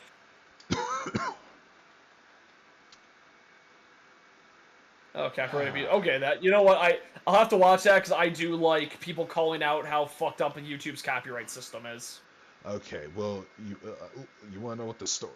You know what the story is about? I'll tell you. I actually don't. Okay, so there's a shitty YouTuber by the name of Quantum TV. Now this motherfucking Oreo, and you'll see why I call him that later on. Oof. Okay. Oh, sorry. I said KOF 14. Come on. Anyways, he worked. He was part of he was part of some television reviewing community or something. Yeah. But for whatever reason, he did a review of Elden Ring, and he did the usual, this game has no easy mode, it's not accessible for everybody, blah blah blah, that usual speech. Okay. I love the idea of him reviewing a TV show and claiming it has no easy mode. That makes it even funnier. I missed the part where I kind of like missed where you said it was a game. You said it was a TV reviewer. It's like, man, I'm trying to watch Breaking Bad and there's no easy mode. I don't understand this show. No. When I say he's like a TV reviewer, I'm not. I mean, he reviews the actual model televisions, or he does some calibration shit. But whatever. Sounds cool. What the hell? Why is he dipping his toe into Elden Ring then? Stick to what you know, man. Here's the thing. He doesn't know. He's a shitbird there too. He doesn't. Oh no, he doesn't even know the thing he specializes in. God damn it. Okay. Anyways, that sounds kind of cool. I would love to know about old tube TVs. Dude. Okay. Then, where is it? Where's the fuck? Oh yeah, I didn't watch High Rise Invasion season 1, so I have no idea what that show's even about. So I can't really say much. Okay. Anyways. Oh shit.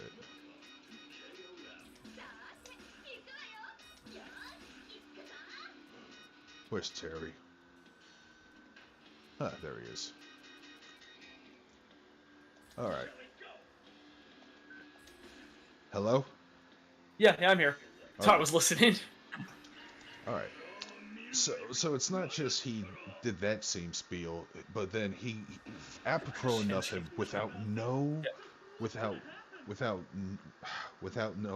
no provocation or anything, he decided to shit on people who like the game.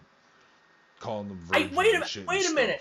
I think I randomly found this video. Was it the one where he's like, I refuse to play this game because the community is so awful and toxic, and like, this is my review. The game sucks 0 out of 10. I never touched it. Was it that guy? Pretty much. I think that is that guy. Yeah, so he gets called out on it, and then he tries to flag other people's videos and shit. And then this is how I found out. Review Tech USA called him out on that shit. And he did a follow-up video. And it turns out Quantum TV is a crazy alt-right, racist, homophobic, bigoted person, and he had a bunch of tweets. What the fuck? Yeah, he said that all gay people should. The iceberg keeps growing. Yep.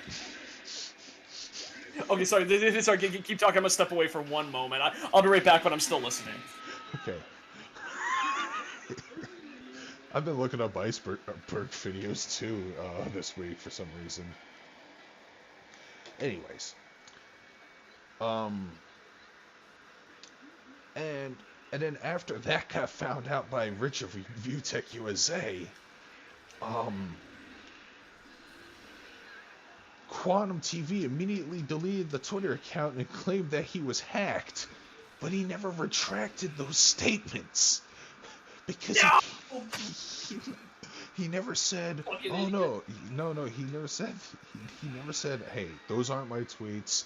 I am not a homophobe. I was hacked." But like, his story doesn't add up. and then he tries to call Rich a pedo based on flimsy evidence, and then we were done for a while. Okay, wait. He says he called Rich a pedo, or Rich Review Tech USA. Oh, okay. I thought you were talking about Rich Evans, and I got really confused for a second. No. Oh god, that would be scary. Don't put that fear in my I want someone to feud with Red Letter Media. That'd be the best feud ever. That like they would lose without even trying. I'm fucked. Oh man. Yep, I see. Oh god, Rugal. Damn. Yep. Yeah, Chris Chan did. There will never be another Chris Chan. I don't think anything could get like that fucked up like ever again. I am watching I'm watching 2 Chris Chan documentaries. But yeah, continue. So the Act Man did a video called Bad Elden Ring Takes. Oh, by the way, when he made like 3 videos, Quantum TV in this process, he made like 3 videos calling out the fans for being toxic. He even said at one point, and I quote, "Well, at the end of the day, go kill yourself." Yeah, he told other fans to go kill themselves.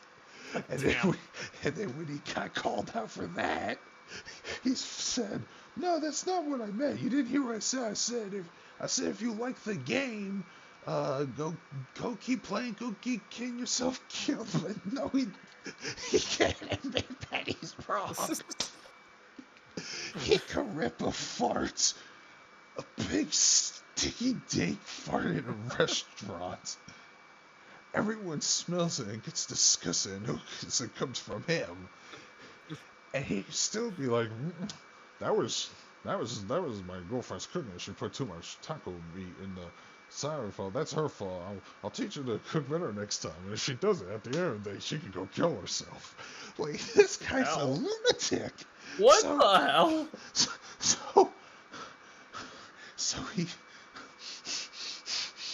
So Quantum TV tried to copyright claim the Ackman's Elden Ring video. Oh my god! But wait, but it didn't work. It didn't work. Yeah, of course not.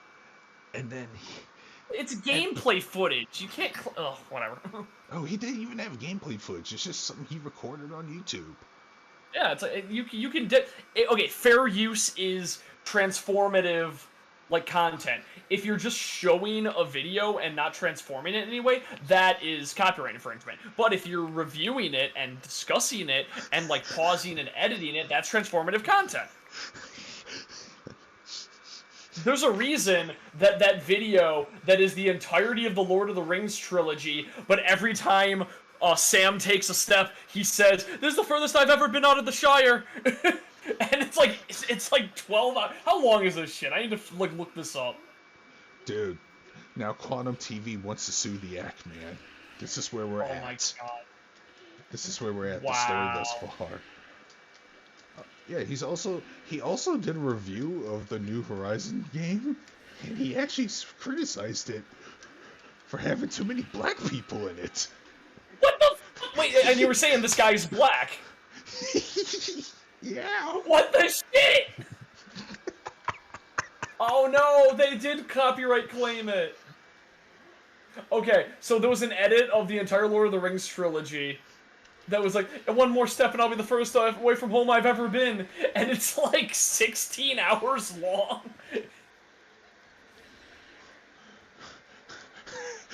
I actually might be longer than that, because I think it might be the extended cut. So, also, Rich actually invited the 2 guys from the television community to tell their stories about this guy, how he was a toxic shithead. They mentioned that at one point he had a secondary channel that was flagged for hate speech. And I heard him and his girlfriend, I forgot, there was some festival. Bitch, stick to reviewing TVs. I mean, know how Max beat this guy? He probably wasn't intoxicated at the time. And Max is also very good at fighting games. Max plays fighting games for a living. We badly play fighting games for 2 hours a day on average, I'd say. Some days we get more in, but we have other things that. Well, he has a father now, but he spent his life he devoted his life to fighting games. So Max is a very good player. He didn't devote his life to being like a tournament player, but he devoted his life to being consistently good at every fighting game. Especially the bad ones. You okay, man? I'm trying to remember the rest of the story, but anyways, him and his Hispanic girlfriend were complaining that there were too many Spanish songs or something. What? Wait, what? I've never heard someone take it so far. Oh, okay. So I think there is something to be said about focusing way too much on someone's ethnicity in a project rather than just focusing on them being a character. Like, because it feels so disingenuous when it happens sometimes. But when you're complaining about music, like setting a tone, like most of the time people will say it badly, but like you're focused on music setting a tone, like what the fuck? Yeah, if something's trying to go for like a Spanish motif or like embracing Spanish culture, yeah, put in Spanish music, dumbass. Nah, bro. Everything's Starscream too and woke. Starscreamer Man. Oh no, Jill started shipping you. No. Anyways. Who's that one viewer who used to ship us? I always found that really funny. Was that JoJo-mon? No. Wait. Nah. Okay. It's like Darkscream, shut your boyfriend up or something like that. It made me laugh really hard.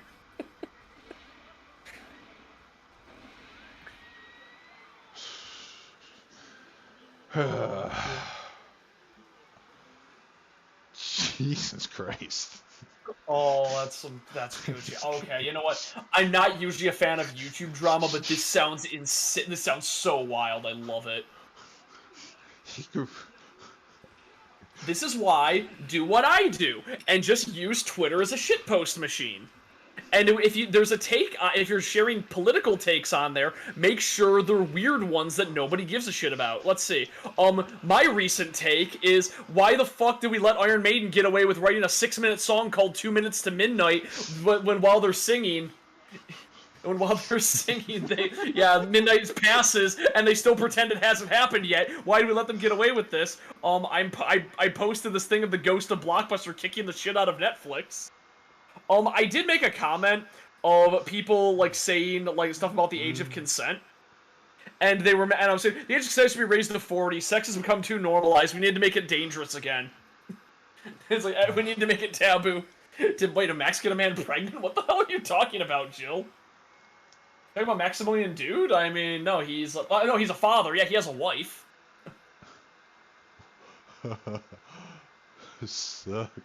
Although Max probably would be good enough at like doing combos to like do a pretzel motion and like impregnate a man somehow. He's that good at complicated inputs. And that's all pregnancy is, just a complicated input.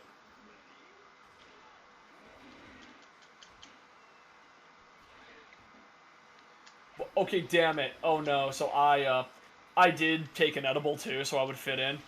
And now I'm thinking, now my thoughts are getting like to that weird part.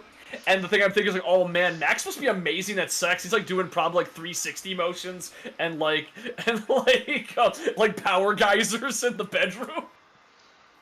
Man, I still. What a Chad. I still can't. It's just, I haven't seen a lolcow like this since El Paracho. Oh no. I mean, hey, I know a lolcow personally, and oh boy, his stuff has been taking off again lately. Because he decided to try and get a con room with the people who, like, dug up a ton of dirt and, like, helped kill Shudokan. So this guy is, like, he treats internet drama like it's his job. So he, like, destroys it. Yup, it is. Yeah, he shared a room with Zach Prater, who's like a fucking lunatic, who made this video that got him banned from Shudokan, because the head of Shudokan got, like, really upset by it, thinking people would think it was legit, even though it was, like, clearly a shitpost.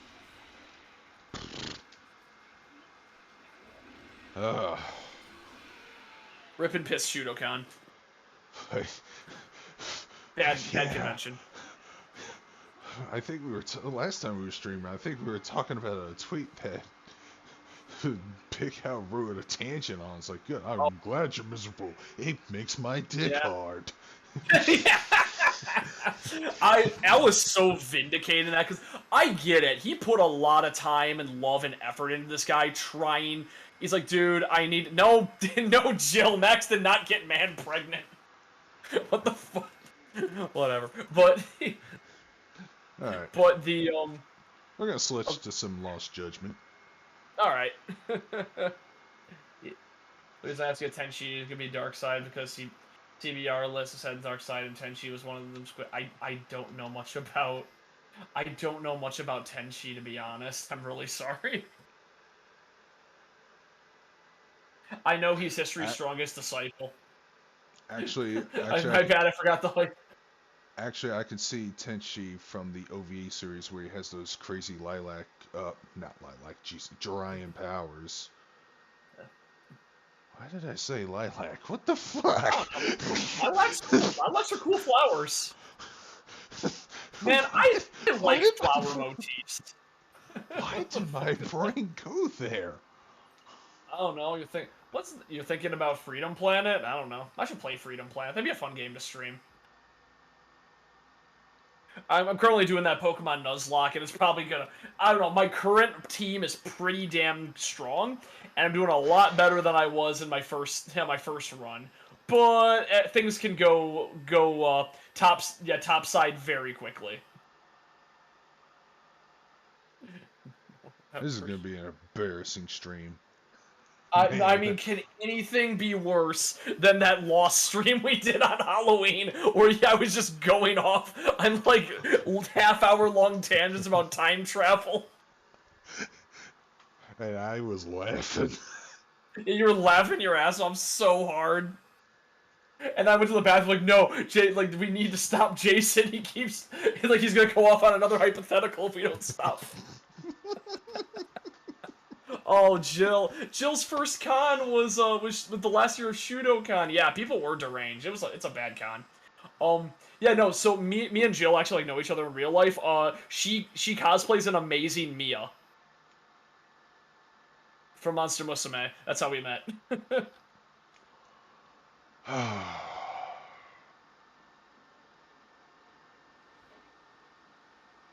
that hoverboard gets me every time.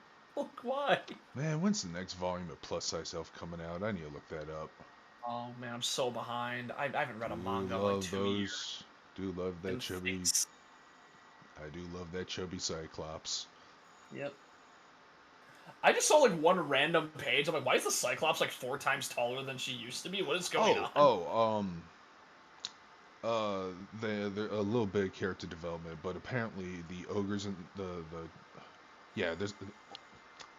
of course, her name is Olga. Stupid. Yeah. Olga.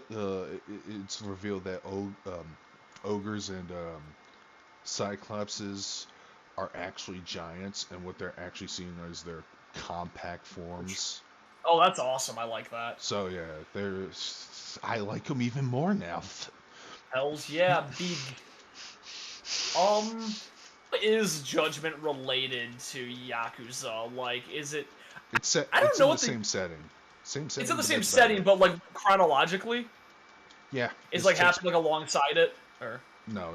This one definitely takes place after Like a Dragon. Okay. And you do actually see the world-building effects the end of that game had on. You actually see the aftermath of. Let's just say fucked up election. There was. Let's just say there was like a really big twist that kind of shook the ground in the franchise a little bit. Man. But that's as spoiler-free as I The ending of Like a Dragon made me cry so much. That was good acting. I don't usually play games dubbed, but that dub was amazing. Okay, but no, scratch that. I usually do play games dubbed if there's like a lot of talking. Like I did play. I would have probably gone insane if I played 13 Sentinels in Japanese because it's a lot of reading.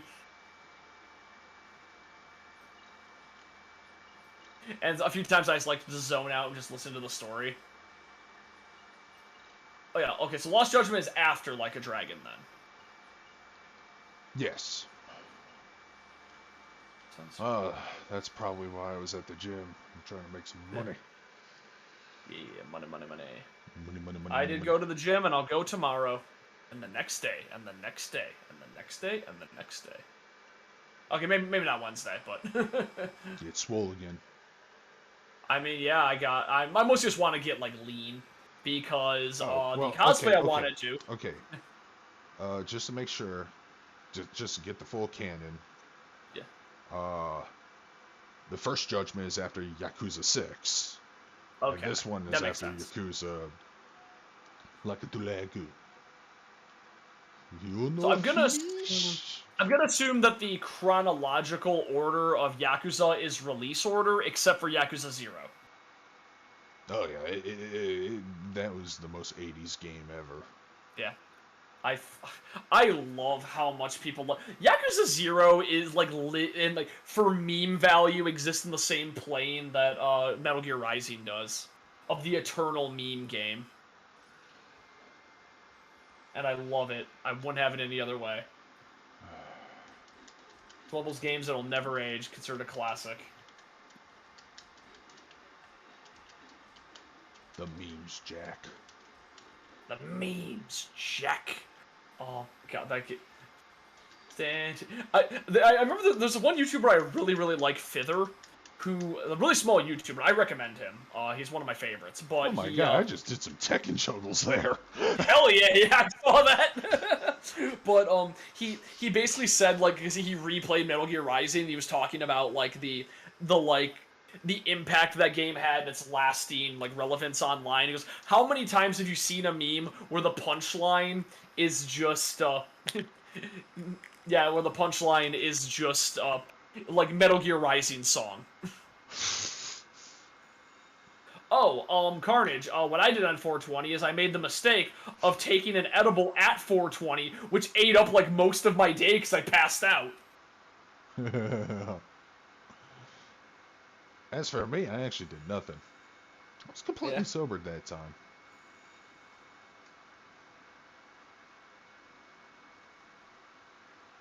Oh, I see what Jill's doing. Yes, Max does like dragons. Dragon D's nuts. Got him. So yeah, she does that in every single one of my streams. She will just pop in chat and try to get me to fall for a D's nuts joke. And in my Dark Souls stream, it was like the fucking worst. You want? Yeah. Oh god damn it! Yeah, you want? Oh, it'd be such a weird delay. But yeah, no, she like got me like really good. I don't remember what, you know, it's like, yeah, I know you're going to ColossalCon, you go to SukaCon, I'm like, what the hell is SukaCon? SukaCon these nuts! And she just left, I'm like, god damn it! Fuck you. I'm gonna get her one of these days. Oh no, it's broken. Piercing straight to EX piercing gay.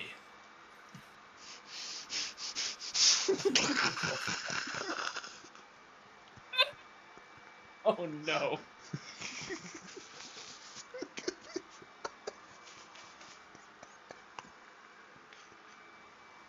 So yeah, Cars, here's like the thing. I don't really like eat that many edibles. I just kind of do it on stream because I think it's fun. I don't really do it on my streams because I really don't want to like lose track and like get really bad at multitasking. But if there's a stream where I'm just kind of like chilling and like letting Darkstream do most of the stuff, yeah, oh hell yeah, I'll take some. Except for that, I did have to retire the Dark Souls drinking game because, oh my god, I almost died. I had such a bad hangover, and I was streaming for like 7 hours, failing to a boss I can usually beat really easily. Then I just fought another boss I usually beat really easily, and then failed for like 2 hours straight. I was going, yeah, it'll be like a 3-hour stream, that's fine. No, it was like 4 hours! Cause I was like, at like hour 3, I'm like, yeah, I can beat the boss on the stream, and then I just like kept going. I'm like, oh no! For some reason, I'm so low level. For some reason, I've been thinking about Samurai Showdown. You know that weird green imp dude, Genon? Yeah. Genon Shiranui? Yeah. That was just a weird coincidence thing, even though it's an SNK thing. It's just a, and then his ending, he gets killed by Mai, but it's just kind of a joke ending, anyways. Yeah. Yeah. As you do. Yeah. Anyways, I think he should have had a different name. What do you think? Yeah. You know what the last name Genon can have? What? Get on these nuts. God, yeah, okay, damn it, that's a good one. Yeah, it's a good one. So, here's a stupid thing. If I type in Genon Shiranui, she shows up, it's like, did you mean Genma Shiranui? I'm like, who the fuck is Genma? And then it's like, oh, it's a fucking Naruto character. The most bland-looking Naruto character I've ever seen. It's just a dude. He looks like if Naruto had a Xenoverse game, he'd be the default create a character. What a fucking loser, I hate this guy. He looks like Jet from Avatar: The Last Airbender. Bruh, how could you call me out like that? You come to my house, you tell me to drag on these nuts. You don't drag your nuts out in my house. I drag them all over my stuff. You go to my house, piss on my floor. I piss on that floor. Okay, even if you don't know Yu-Gi-Oh, one of my favorite videos of all time is the Ojama Mirror match. Because, like, they just go on this long tangent of what he's like role-playing a stupid character, but he's like, you understand, little man? I will destroy you. You will never, no peace again as long as I live. It's like, I'm currently building a box around your entire existence, and you will not know until you cannot escape from it. And then he, like, builds up this huge combo and accidentally puts his attack points at 0. And it's like, wait, why don't I have enough attack points? He just did this, like, huge combo and made it, like, a dumb oversight that made every monster's attack 0, thus they couldn't do anything. So he had to start blowing up his own field. Again, I really want to do a Yu-Gi-Oh! Coaching stream with somebody, and I think that would just be so much fun, of just trying to explain, like, Yu-Gi-Oh! As, like, it would probably just evolve into non-stop memes. I remember that time I was exhausted, and someone brought up Yu-Gi-Oh! In chat, and I, like, woke up and explained Yu-Gi-Oh! For a while, and then it's like, damn, we know how to wake Jason up now. Boxing. Okay, as long as this is like the high school boxing club and you're not beating up children, this is fine. Although I would love that. Oh no, you still beat up fucking high school kids in this game. It's yeah, as you should. Fuck them kids. Can I have a mod to play as Shaquille O'Neal that fucks up the game because he's too tall? Trying to think of some, like, just good, oh, damn it, Oh, yeah, there was a mod I saw recently that made me laugh my ass off. This guy goes, it's like, I finally did a flawless Tree Sentinel fight, and it shows him walk up to the Tree Sentinel, ring the bell, and every boss in the game rains down from the sky and starts attacking the Tree Sentinel. It's like, this is the greatest mod I've ever seen. He just summoned every boss.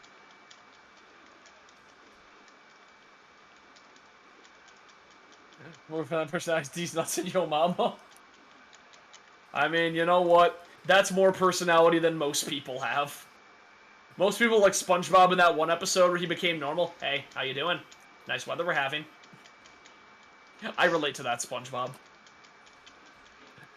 That's that SpongeBob, like, from that meme where it's like, where like, he keeps getting more buff, but he starts off like that, where he's smooth. Because Smooth Bob is the weakest of all SpongeBobs canonically, I guess. Remember that time SpongeBob couldn't take any damage? Yeah, because he absorbs all flats. hits. Yeah, flats. He's gonna kick my butt! I love the young people. How many times do you have to teach you this lesson, old man? God, old SpongeBob was amazing. 40% of her personality is tease nuts and yo mama. Yeah, yeah. It's like you throw her into that thing that tells you what's in a Krabby Patty. It's like 40% D's, 40% nuts, and 20% yo mama.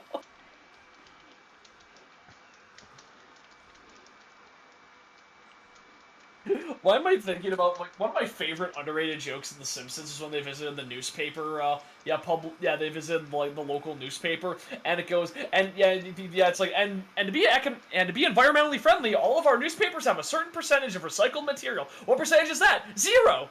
0's a percent! And it's such a, oh. Man. I did hear that the recent seasons of The Simpsons are actually good and it kind of experienced a renaissance, but I don't believe them. I gave up around the time the Lady Gaga episode happened because it was indicative of everything wrong with The Simpsons and just kind of that, like, that style of joke where they're just sort of like... That was the episode that feels behind the times. Kind of like... I really want to do an episode about Black Mirror. Because first off, there's an episode, it's a big thing, there's this big difference between Black Mirror being way ahead of the curve, and then being way behind the curve, and it happened, like, right around season 4. There's an episode that a lot of people considered the worst for a long time, that ended up being the most prophetic episode of, like, anything on TV. Except that episode, the lone gunman that predicted 9/11, but that was a bit of a fluke. That episode's fucking wild. But there's an episode of Black Mirror that not only predicts the Trump election, but also predicts VTubers. To be fair, I think it kind of Macross kind of predicted.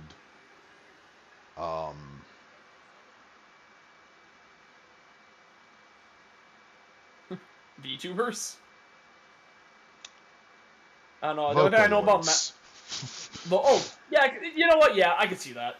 Yourself spawned VTuber ideas. Where was I going with this? Jesus Christ! Jillian worked at an office where people would talk about their lawns. Like, how boring do you have to be? I mowed my lawn this week and it was like 20 minutes of my day. How do you devote a conversation to that? Besides going, yeah, I mowed my lawn. It fucking sucked because I have to do it a lot. I hate lawns. Lawns are actually like a weird, like, horrible thing for cities as well as the environment. Because they are so bad on water. Like, grass requires more water than, like, anything else. And if you just let, like, your lawn be, like, wild foliage and plants and stuff, it would be, like, way better. Bruh. Man. That movie. Favorite joke in the Simpsons. Right, what's a simple... What the fuck episode is this? My favorite joke in The Simpsons where Homer beats up a child and keeps him in the basement to collect nickels? What the fuck? That does not sound like a real episode. Yeah, it sounds like something from the Dark Simpsons YouTube channel. Oh, I love Dark Simpsons. Man, I wish Dankmas had more uploaded more videos. Dankmas is this YouTuber who makes remixed songs of entire Simpsons episodes. You know what? The first episode of Black Mirror is pretty damn good, and I got in an argument with somebody about it because they thought the first episode was because when they watched it on Netflix, the first episode they brought up was the most recent season, which happened to be the one where they review where like people have like a Yelp review, and they thought that was the first episode. But no, it's the one where the guy fucks the pig. And we had gotten a huge argument about it. It's like, okay, you know what? What the hell was it? It was it's like, if I'm right, you have to what?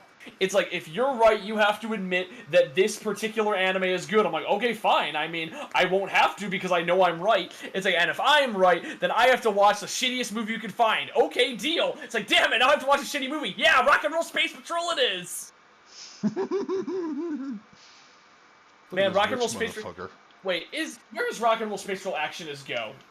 I tried to pirate that movie a while back and I couldn't fucking find it on pirate sites. It was on Popcorn Flicks for a while, which is like a weird free, it was a weird free, like streaming service for like public domain movies, and they're the shittiest movies you've ever seen. Eat concrete. Oh, is there oh, Wolf Children's not of it. I should probably watch Wolf Children. Oh, that's not available on like every anime streaming site, so fuck that. Yeah. Where is Rock and Roll Space Patrol? That's gotta be on something. Rock and roll gangster. Rock and Roll Space Patrol, action is go. This is a movie made for like a budget of like $3,000, and they spent like most of it in like the very first like scene. This is the only scene that has special effects. All the other the main villain has an easy bake oven that creates ninjas, and all the ninjas are just dudes in like onesies wearing paper masks. It is the laziest movie I've ever seen. I love it. Bruh. What? And I want to watch this movie again because it's not even on Just Watch. That's incredible. So, yeah, it is a. She's But never she's seen just an like, episode of The Simpsons. yeah. So she's just shit. Yeah, she's just shit posting right now. Dude, okay, Jill, Like, we're gonna. that's like saying, who's Michael Jordan? Remember that? Wait, what was the Who's Michael Jordan from? Wait. Wooly's wife? Punch Mom? Oh yeah, Wooly's wife didn't know who Michael Jordan was. It's like, what the fuck? Yeah, I don't know what the hell is with her upbringing. She doesn't know like anything about pop culture. Man, I feel like kind of bad for Wooly because his wife does not understand how much he likes Japan, and basically said like, yeah, I get it. Why do you want to go back to Japan? We've already been there once. Like, damn, this is like the only time I'm gonna go to Japan then. So that's really sad. It's like if you like someplace a lot, go there multiple times. Ugh, there's caterpillar in my mouth. But anyways. I get it that it's sort of like a FOMO thing, that if you go to Japan twice, you missed out on going a place you've never been. But like on the flip side, Yo Japan was fucking awesome when I went, so.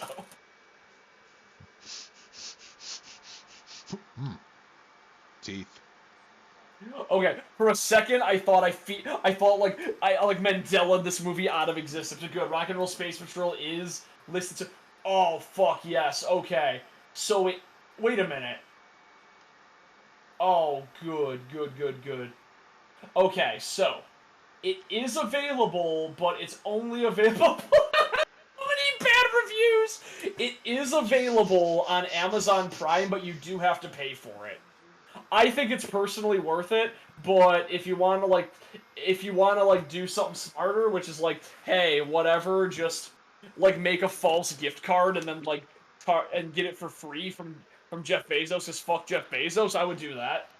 But yeah, it is. If you do want to watch that on streaming, I'm gonna see if I can actually find it to pirate. Because I do not want to pay Jeff Bezos money if I want to watch Rock and Roll Space Patrol. Oh. Confused him for Elon Musk, who's also kind of same person. You're right. They're all the same. They're all the same. Do you ever follow YOLO Swag Studios? No. Why would I follow a place with two of the stupidest names? Those. Well, because that's the point. He writes parody political cartoons that are amazing. So the one I reference a lot because I think it's hilarious is it's like a 5G tower, and it says the G stands for gay, and it's like blasting this one guy. It's like, and he's just going, must have sex with men's butts, and it shows like a record producer like making a ton of money off Lady Gaga CDs, and then off in the corner is a guy in a business suit that just says big homo written across the front, and that's like the funniest thing I've ever seen, and I love all the shit posts of it. Because it's already a shit post, so it's like, it's shit postception. But he made one recently that was like mean people on Twitter and bullying rich African entrepreneur Elon Musk, and they made him black just because he's from South Africa. I can't believe the Canadian Prime Minister had blackface. Oh! I thought you were talking about the Prime Minister fucking the pig. Yeah, no, Justin Trudeau. Wait. Oh. Somebody fucked a pig? Yeah, it's the first episode of Black Mirror. Well, that's no way. There's to a reason talk a lot about of your people. Mom. A lot of a lot of people. So a lot of people will say don't watch the first episode of Black Mirror. Those people are called cowards. Literal pig. Yep. Yeah. So the plot of the episode is that like a duchess gets kidnapped or something. No, or like like Duchess gets kidnapped, and then they say we're gonna kill her unless the prime minister fucks a pig on live TV. And like it like cuts like everybody being like nobody being on the street, like everybody's going, yo, they're gonna have to show it. And yeah, it kind of goes places, and like it kind of does hit the point of Black Mirror, which is creating just a bizarre scenario out of because the thing I like about the first episode of Black Mirror is that it takes place in our world. Like, it's something that could happen because it's like it's just extortion over the internet with untraceable with untraceable terrorists. And episode 2 is fucking amazing. Episode 2, I will say, is probably the best episode of Black Mirror. Jason. What? What? What are you doing now? Me talking about how good this pig fucking episode is and why I recommend it and people shouldn't skip it. Okay. And that's their very first episode. That's the first episode! That was their pilot. We're like, yep, this is what the show's about. Like, oh, there's a reason a lot of people say not to watch it, but I disagree. There's an episode that's really, really fucking strong, that's ruined by a single image, and I hate it. How you pitch this to studios. Okay, well, I think the best first impressions we have an episode. So what episode do you want to have as the first episode? Do you want the episode where like people have implants that record everything they see, and a couple gets in an argument about it because it brings up infidelity? Like if you bring it up and you can like flash back to arguments. Do you want the episode where I'm just going through season 1 stuff? Do you want the episode where this guy lives in like a dystopian society where he has to run on a treadmill for the right to be on a reality show and be a pop star? Do you want to have the episode where the woman loses her husband and then creates an approximation of him based on his online personality put into a clone body? That's a good episode, by the way. And or do you want the one where the prime minister fucks a pig? Let's look at Black Mirror season 1. Let's see what they had to choose to see. Which episode? Okay. Yeah, 15 million merits, fucking great. Entire history of you, great episode. That's the one where it records everything. Oh! Dude. Season 1's literally 3 episodes. Dude, you remind me of a commercial that Amazon made, which was weird, and I think it was pretty big budget, because I want to say Scarlett Johansson was in it. Yeah. It's like this married couple that installs their little, what was it, Alexa, wherever the shit. Yeah. And then they fantasize on the idea of, hey, what if Amazon can read our minds or something? And it's like weird shit like, my sisters are coming over. Set reminder to fake suicide. It's like weird. What the fuck? It's like, oh no. That can't be real. That sounds like a parody. No, that was an actual fucking commercial. What the hell? I don't believe you. I'm telling the truth, man. It was like, man, that was. I can't find it when I Google it. I'm typing in Amazon suicide commercial. No, it wasn't. I don't think they said kill themselves. I don't think they can get away with that. No. They said reminder to fake their deaths or something like that. Fake your death. It's just. Oh, okay, yep, that's real. Never mind. Okay. The Super Bowl ad with Scarlett Johansson? There's a 1.5-minute long ad? Yep. Man, you're starting to sound like Shinji. I mustn't run away. Man, I love the fact that Sean from Mega 64 hated playing as him. Oh, I love Shinji. No, we call him Sean G. in Mega 64. I hate it. Sean Shinji.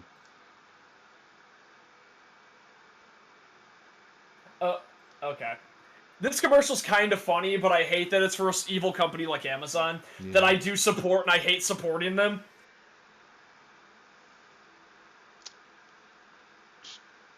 Drop trowel. Shit on the floor. What the f***? This commercial's way too long for its own good. Okay, that's fake Rhoda. Because she was doing like a one-woman show. Okay, that's pretty funny. Okay, this commercial's actually really funny.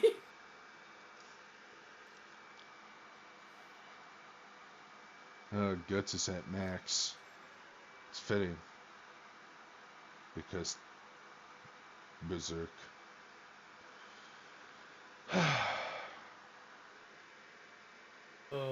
Justice Trudeau, comment on your blackface incident. Justice Trudeau's two-second beat. I understand the economy. That sounds amazing. Jill's mentioning that whenever anybody asks Justin Trudeau about his blackface, he just blankly stares and changes the subject very badly. There was an episode of South Park. About Justin Trudeau and blackface? Sort of. See, what happened was, because Kyle devolved and became his mom, he accidentally got Canada nuked. Oh no! President Garrison, yeah. What? Fucking lore. But anyways,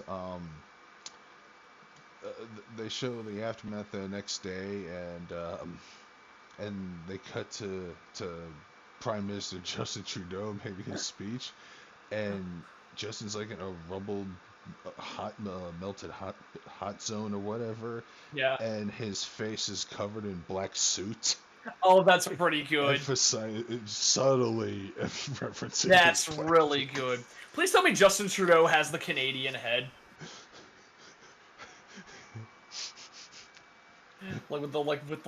Their head like detaches when they talk. Yeah, he talks like that. Good. I tell the Canadians, we will get the prototype, and he will pay for his craft. What next achievement for Canada and therefore the world? That's like, I remember that was the episode I think about Canada the most. You know, that's what I keep talking about whenever I mention the Montreal screw job. Yeah. Actually, you know what? Let's pretend I'm a Canadian commentator on that match. Alright. It looks like Shawn Michaels is gonna put the sharpshooter press. He put it, and the bell won. I guess it was a tap. Hey, that was weird. Did you know that was gonna happen, guy? I didn't. I know it was gonna happen, right, buddy? Okay. Did you say my heart happened, buddy? Was it predetermined? That seems like kind of a screw job. Oh no. This is a sad day for Canada and therefore the world. Shawn Michaels. Sad day for Montreal and therefore the world. Shawn Michaels is now World Federation Champion, guys. Sad day for Canada and therefore the world. I love the idea of a photorealistic Shawn Michaels, but because we're in the South Park world, Bret Hart is just the weird flappy head Canadian thing. So he's just fighting a 2D character that's really low poly. What's going down in the basement? Ooh, the dance club room. I have to find that sugar baby, or I think I haven't had sugar babies in forever. That candy. Yeah. I love candies. I love candies that fuck up your teeth.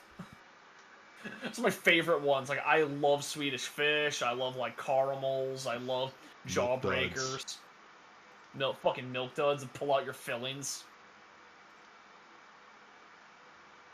They're back because you changed your mind. Oh, it's this guy, the former dance instructor or some shit. Oh no. I was losing my shit.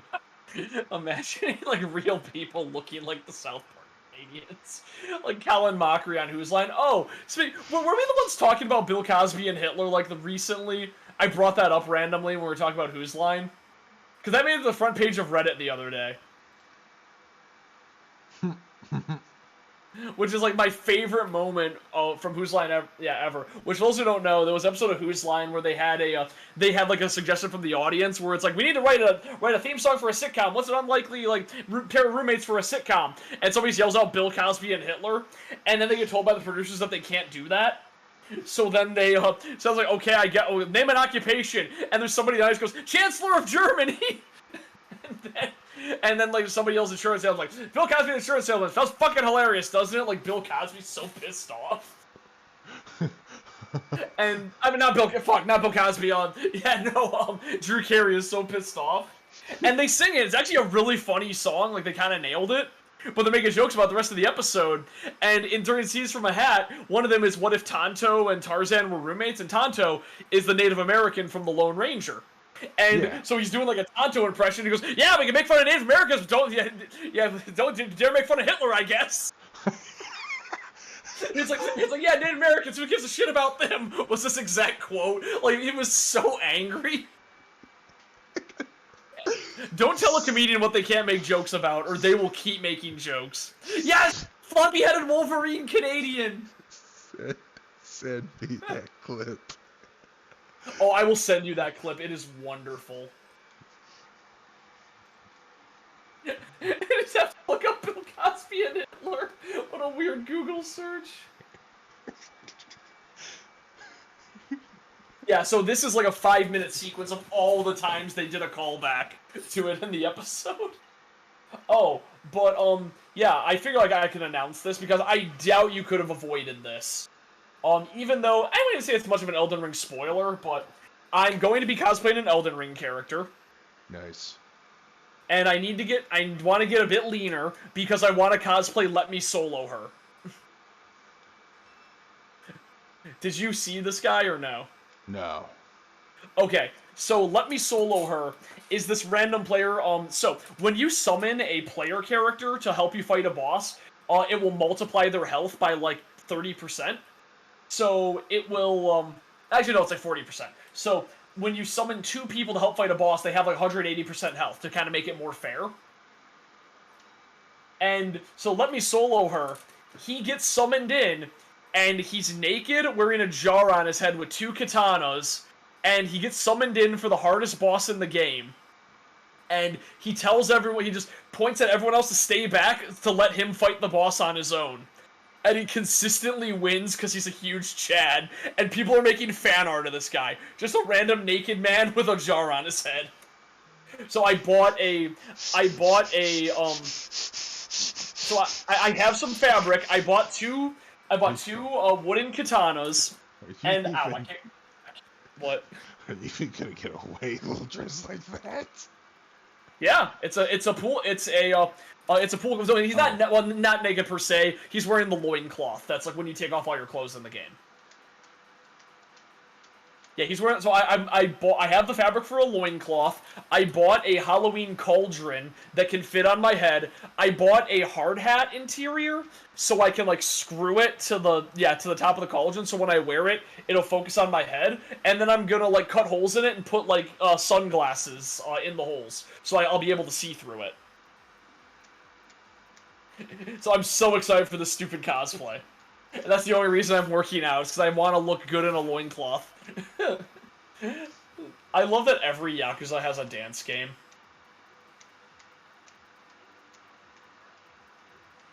Yeah, but I will send you the... Fuck it, I'm gonna put in the Dark Scream, I'm gonna put in the Dark Scream chat.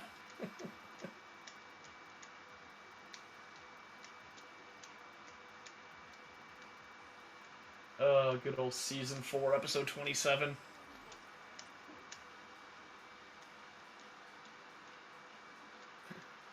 You focusing? Heck yes. Alright. Yeah. I'm just looking at all the other things it was recommending me off that. What else? Well, I'm trying to think of, like, other things of note. Yeah, Gilbert Godfrey was kind of the big news. Otherwise just personal stuff. I mean, I've just been streaming a lot lately. I should probably take a couple more days off, but man. Yeah, after the stream, I definitely... Jay's lying. He wants to cosplay long neck juggalos. That me.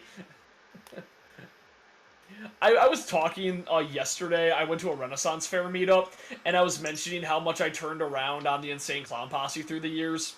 Because I hated them for a long time because I was a... every time I ever met a juggalo, they're the worst person I ever met. Oh, I know what you mean.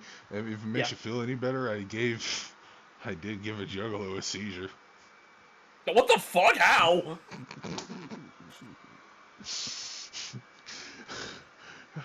My friend, he for some reason had some juggalo friends. Well, I don't know how they're still friends considering that he fucked his mom. He literally fucked his mom. I don't even know if I could be mad, because that's, like, so ridiculous. No, Wow. no. I mean, well, you know what? I mean, no matter what you say about that, I mean, my dad fucked my mom, and we still get along fine. Anyways. One of his other friends, he had like 3rd-degree burns or something, and I think they were wrapped up poorly or something around his leg. Yeah. Okay. So, and you know, we used the trampoline to do our own garbage wrestling. Blah, blah, Oh yeah, blah. I did too. It was rad. What was your finisher? Oh, we'll talk about our finishers after. Oh, I did a fucking tombstone pile driver. Hell yeah. My buddy was like, so he had the growth spurt before everybody else, so he could do F5s to us. And my finisher was basically like a modified sidewalk slam. And I would also do like a flipping leg drop. I do like the atomic leg drop, but I do a flip. But yeah, okay, about anyways, 3rd-degree burns. Yeah. Anyways, he had a poorly wrapped whatever, and we were moving around, and I took the middle stop sign, and I fucking nicked him on that elbow. Ooh. And he was like screaming, seizuring out. 2 of his friends were on his hands. He's like, I'm just standing there in shock and horror. And my friend's like, you probably should go. And I'm like, I didn't go. And guess what? He didn't do anything. I don't think I've ever told the story on stream. Did I ever tell you that time that like me and my friends were just like going around, and we were sure we were gonna like get the cops called on us because we're setting off bottle rockets? So me and my friends, like one great summer, we were setting off bottle rockets in his subdivision, and we had a glass bottle from like Balls, that energy drink. I thought that tasted like shit, but he loved it. So we went to 7-Eleven. I got a Slurpee. He stole a can of Balls like an asshole. I don't like thieves. That's the reason I stopped hanging out with him. Actually, it was 'cause I don't like thieves.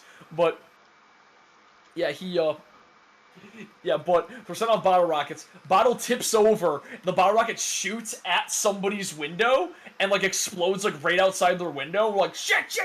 So we grab the bottle, run to the nearby creek, throw it in the river, and just hide in his basement until nighttime. And that night we played all of the Warriors game on the PS1, that Rockstar Warriors game on the PS2. And man, that was a good night. We played all of the game and then watched the movie right afterward, up until like 4 a.m. I'll never get that night back.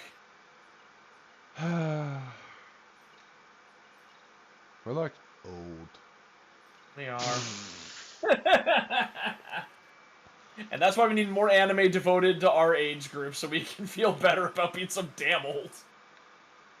Necrodonna, and Zack Ryder did a spot with a little girl gave her Hurricane Rana. You know, it's gonna be on Jim Cornette's episode. I don't know, that's cute. No, he'll hate it. He'll fucking hate it. Oh. I'm telling. Like when children. Man, what did he hate? Did he hate Connor the Crusher? Because if you hate Connor the Crusher, you have no heart. What did he do? You don't know about Connor the Crusher? No. That was that kid who was part of the Make-A-Wish Foundation, and Daniel Bryan was his favorite wrestler.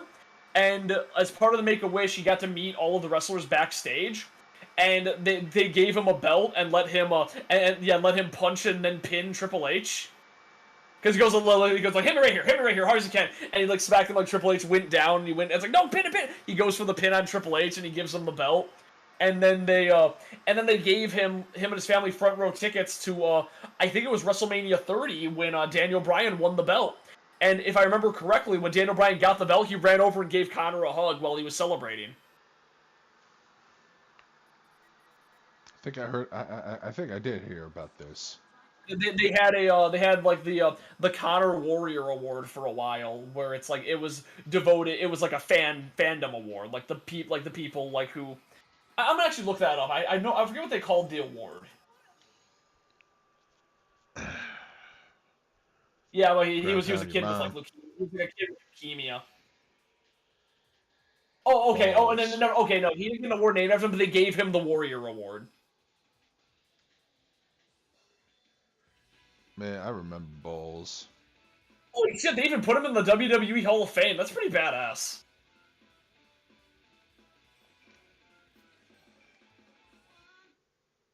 It's really nice. Yeah, they gave him the Warrior. Oh, okay, no, they gave him the Warrior Award at the inauguration to the WWE Hall of Fame. Wait, did he get that?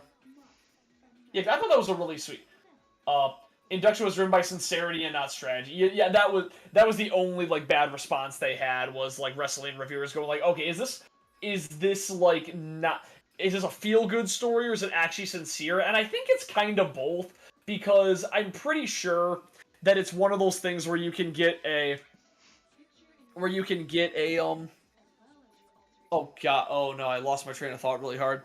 It's like, when you can like see something that obviously would be a really beneficial like business strategy, but saying no to it would mean you have no heart. Like, there was no way you could have done this without looking like a publicity stunt, unless I guess you like did it behind the scenes and didn't publicize it at all. But Max, wait, Jill, do you think that Darkscream's name is Max? His name's Billy. No, we were talking about Max. We're talking about Maximilian Dude. He's a fighting game streamer.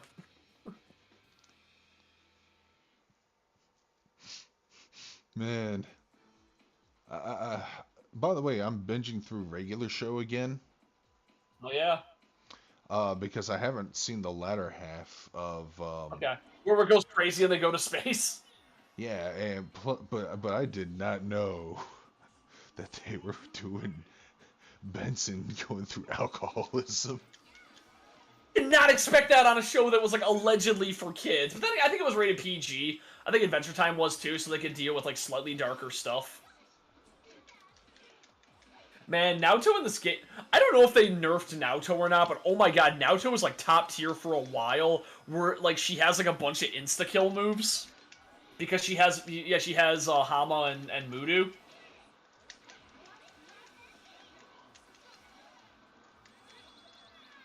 I really gotta play through Persona Golden and finish Persona Strikers. I really liked where Persona Strikers was going. Also, they finally let Ryuji say fuck. Shad Gaspard. Who's Shad Gaspard? Shad Gaspard. That does... Oh, well, he got the Warrior Award, but what is... Oh, he is a, Wait a minute, is he... Wait a minute. No way. Okay, he wrestled as the name Shad. Okay, he was a developmental guy. He was a part of Ohio Valley Wrestling.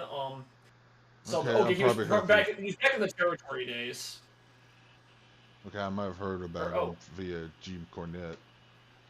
Yeah. Okay. I mean. Okay. He was part of Crime Time.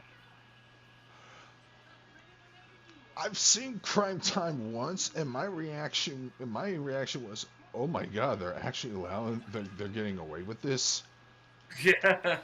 Because even back then, that was politically incorrect, but they got over as baby faces for some reason. That's kind of great. Probably because they're trying to make the black version of Los Guerreros or something. So I was like talking about this with Al a little bit, and like how it like, so Kane was my favorite wrestler like all my childhood, because I thought he just looked cool. I'm like, oh, he's like huge, has a mask, he like shoots fire, yo, this is the best dude ever. And then I'm like thinking back, I'm like, what did Kane like do? He doesn't have like a moment that was like the hypest shit ever. He just looked cool and kind of wrestled safe. Actually, to be honest, he's known for like having the anti-hype shit. Yeah, he's known for the Katie Vick. The Katie Katie Vick angle. That's what he's known for, which, oh my god, yeah, he's known for all his anti-hype shit. I do know that, like, OSW calls him Jobber to the Stars.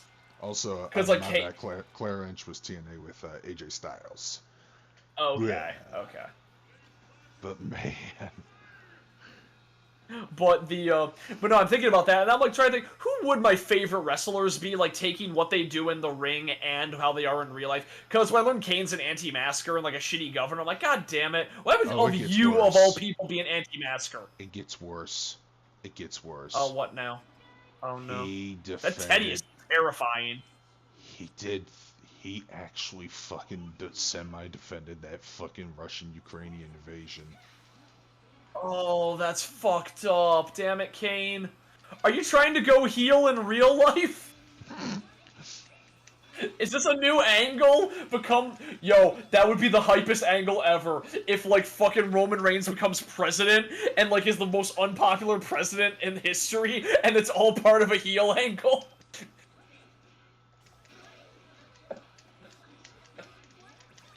That'd be kind of great. I would love President Hulk Hogan. No, he's kind of Are you insane? Yeah, no, I didn't say it would be a good idea. I said I would love it. It would be the worst idea ever, which would make it amazing. Also, honestly, one of my favorite facts is that I mention this all the time because I think it's funny. There's that photo of all the WWE stars in the White House with Trump, and it says 80% of the people in this room have taken a Stone Cold Stunner. Oh man, now you reminded me of fucking WrestleMania. Yeah, that shitty stunner. So that's what I was gonna say. I would say, God, top 5 favorite wrestlers. I don't want to do a particular order. I think I know who would be at the top, but I'm trying to think of who my. Okay, Macho Man. Yeah, would be up there. I think, like, even though Macho Man did, like, some shitty stuff, I think he, like, generally, like, tried to be a better person, like, near the end of his life and everything. Like macking on Stephanie. Oh, God, I don't remember that. Oh, you don't know? Oh, Yeah, no, I didn't. That's why Vince McMahon hates him so fucking much. Oh, fuck. Okay. Well, Vince McMahon hates a lot of people. No. Okay. Trust me, Here's the thing, when people fall out with Vince McMahon, the door's always open for them. Yeah, that not door for Macho. shuts. No, yeah. And the reason why you see him, I heard about this through listening to the audiobook Titan Sinking, which is about WWE in 1995. Yeah. And while I was listening to that, and my question is, wait a minute, he was still in that video game WWE All-Stars in 2011. Yeah, apparently, that's true. Apparently they kind of snuck it in while Vince was That's looking. awesome. I love and that. as for the commercial, I think they got away with that because Macho Man's that over. If this was a mid-card guy, everyone might have been siding with the McMahon family. But since this is one of the most memorable wrestlers there, and what's really funny is that when the Steiner brothers had their Hall of Fame speech, Scott got up to talk. First thing he mentions, a story between him and Randy Savage. Well, awesome. I got 2 questions for you, Town Crier. 1, where's the fucking mic? 2, give me the fucking mic.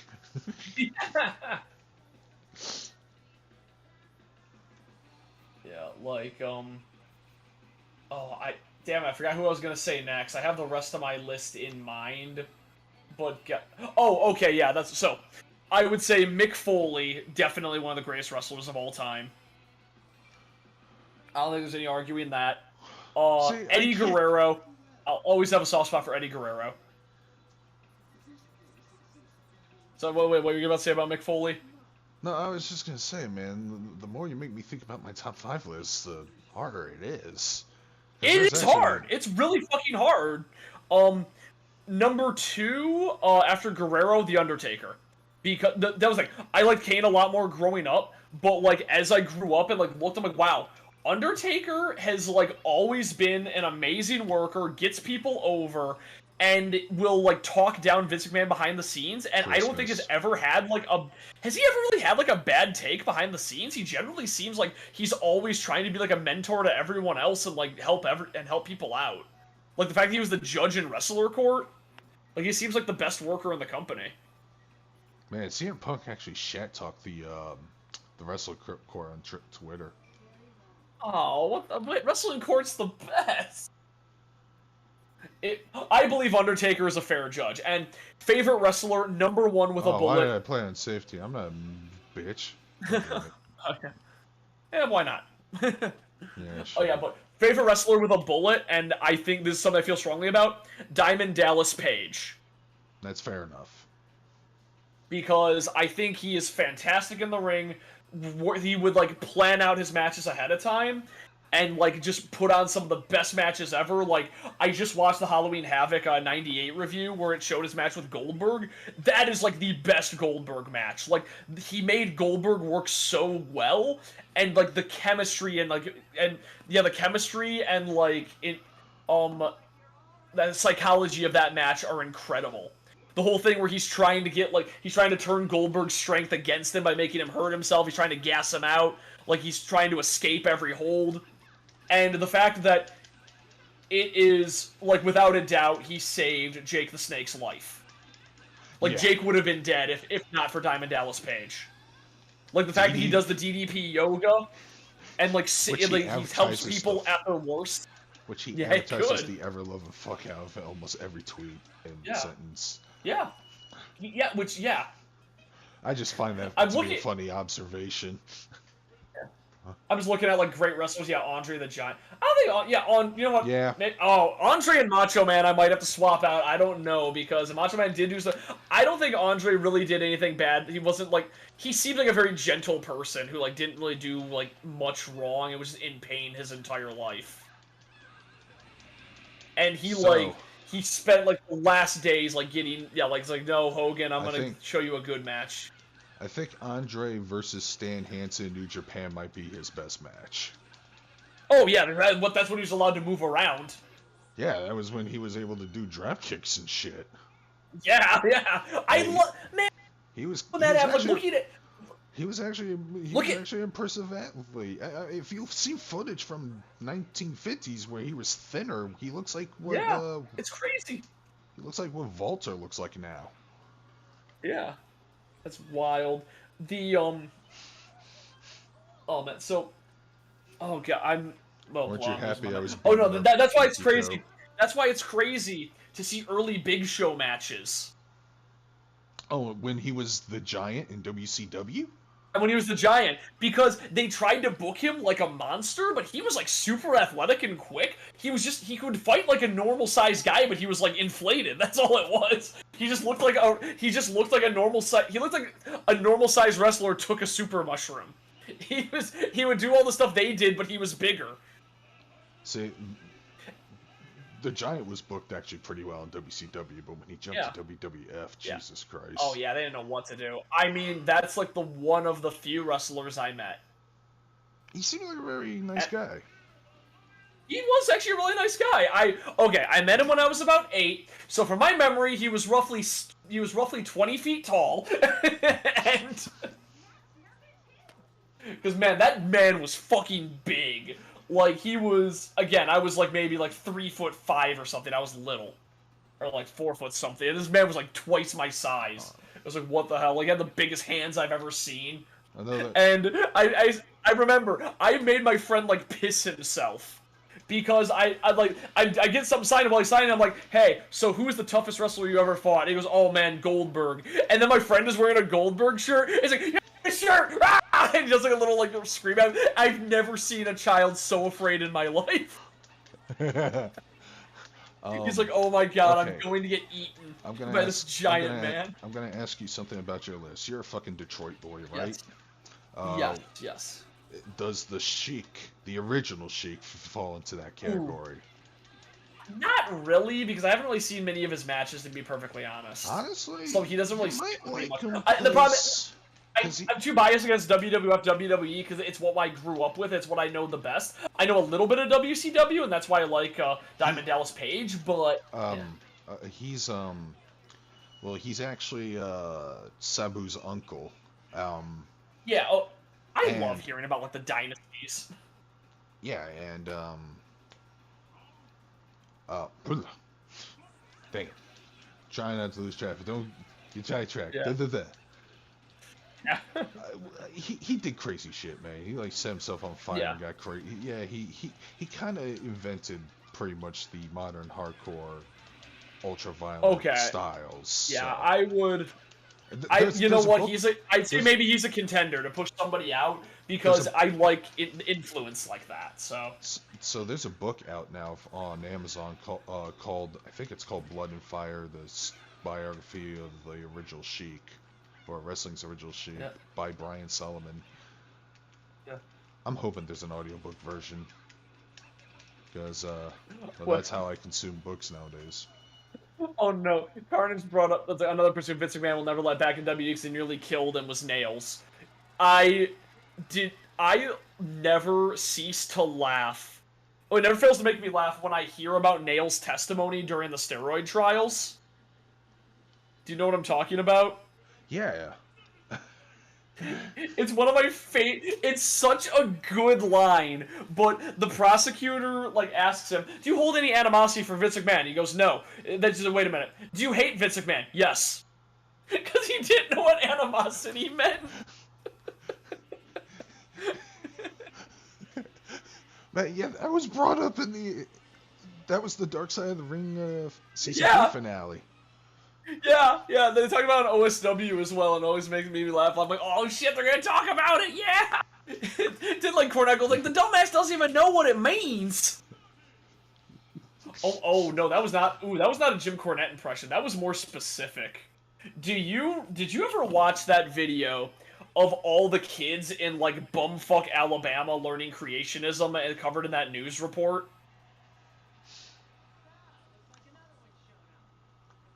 Did you ever see this clip? No. Okay, it's pretty good. So it's going like now. Remember, because in TV, in like when you like go on in like the broadcasting school, they teach you to get rid of your accent and like talk like a news person. So it's like.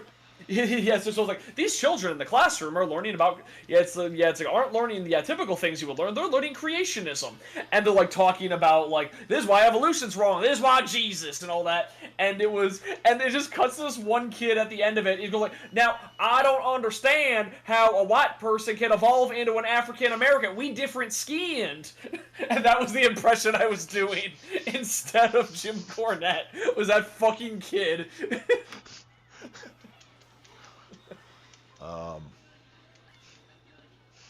New Jack stole my dad's car. I don't think Jillian even knows who New Jack is, but that is something New Jack would do.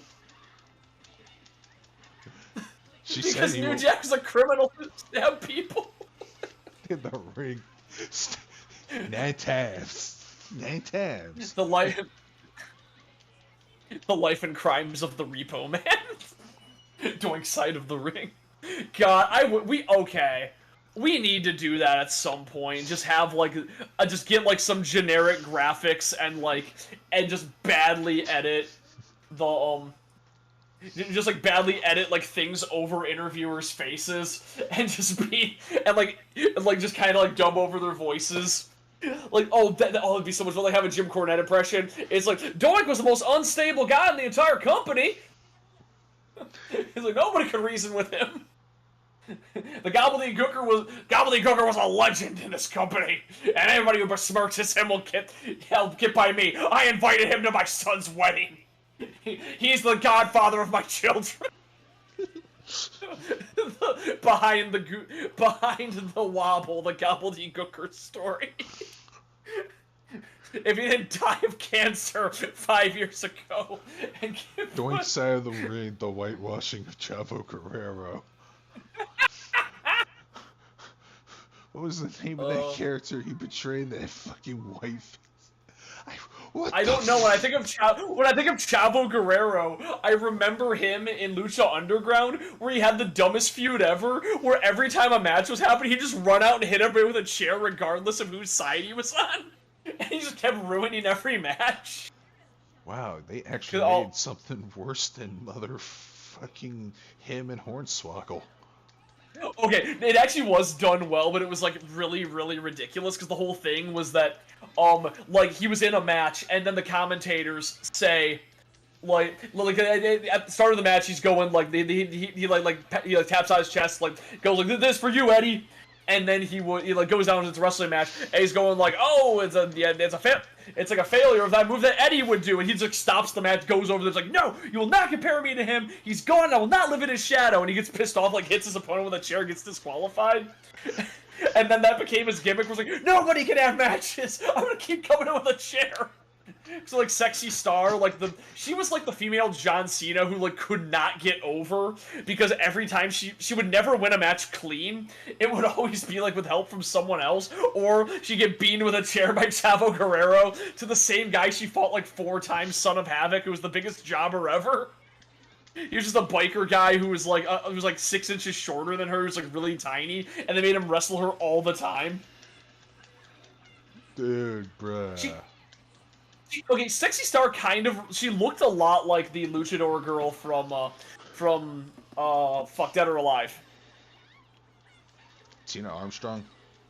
Yeah, she looks a lot like Tina. That was kind of her whole gimmick. It's like, yo, I'm an inspiration to all the children. Women can be strong too. And then she gets her ass kicked by everybody and like needs a man's help to win anything. It's like, no, why would you do that? Damn it, Sexy Star.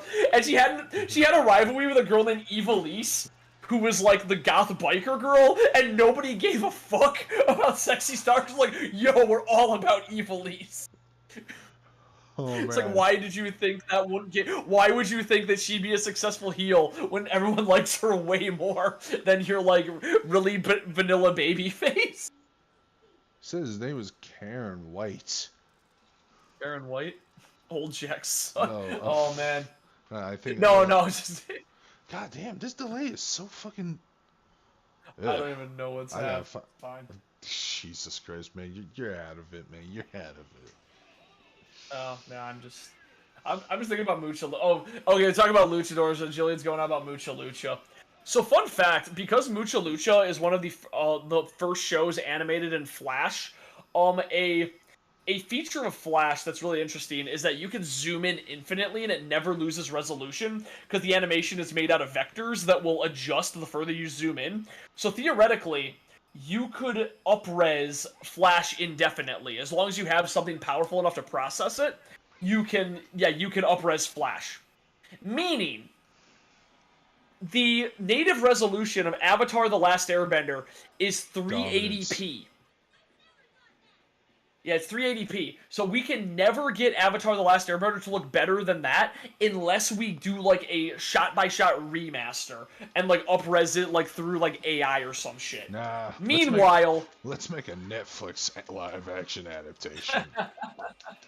I would like a remaster of Avatar to be in HD. That'd be really cool. And I just remember Netflix is dying. Yeah. Hard. Well, okay, I wanted to finish this. Meanwhile, in 1,000 years, we could up-res Mucha Lucha enough to broadcast from the moon, allowing everyone to see it pixel clear, because we would be watching it at like 8,000K. Oh, man. I took it. Right after that comes My Little Pony, Friendship is Magic. And that'll be the other one we up-res, because they're both animated in Flash. Man, I better not turn into a gumball machine if I got on acid. Oh god, I forgot about that stupid story. What? The gumball machine. Oh, you're talking about Benson. I thought you were talking about that thing that that every kid says happens in the school when somebody gets high. Of like the guy, oh, he took some drugs and he stood in the center of the party going, "Nobody move! I'm a glass of orange juice and I'm gonna tip over." That never happened. It was just like a thing that like went around schools and everybody allegedly did it. There was one of them at every school. No, I was referring to Benson because there was a pilot. He's drunk. There was a pilot called 2 in the AM/PM, Yes. Yep. I about the know about two. that. Before it was a Yeah. kid show. They were all. They were on. You didn't They were put high. weed in this candy, did you?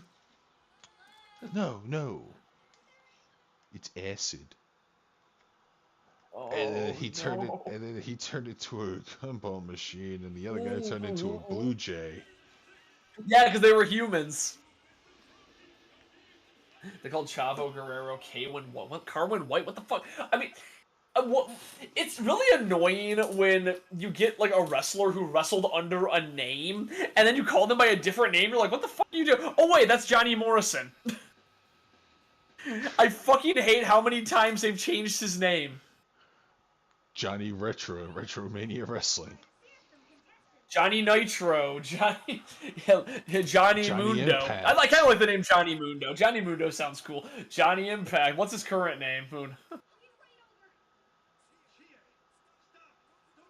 I will say that, like, you know what? If I had, like, a fitness regimen, my end goal would be, like, Johnny Morrison.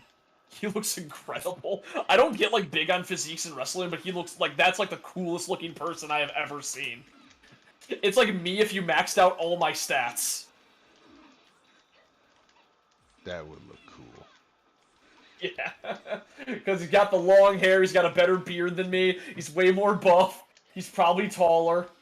Oh, he's shorter than me. Shit, that's where it all went. If I was 2 inches shorter, I would have that physique, I guess. I'm looking at his ring names: Johnny Hennigan, Johnny Morrison, Johnny Blackcraft, Johnny Blaze, Johnny Cabrero, Johnny Impact, Johnny Mundo, Johnny Nitro, Johnny Onyx, Johnny Spade, Johnny Superstar, Johnny Ultra. I wanted one to not be Johnny, and I think it'd be really funny. Jonathan Morris. I remember, Steve Conway. It's just the most normal name. I remember, Johnny Blackcraft when he slit the throat of the manager in an ankle. I shit you not. Literally murders a man. I love murder as an angle. So stupid.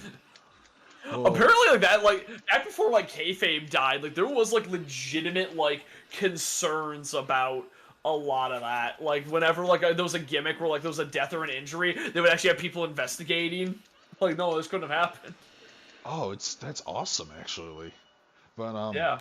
But okay, on my top 5 list, the Junkyard Dog has to fit somewhere in there. Hell yeah. Because of loyalty to Mid-South Wrestling. Yeah. Cowboy Bill Watts.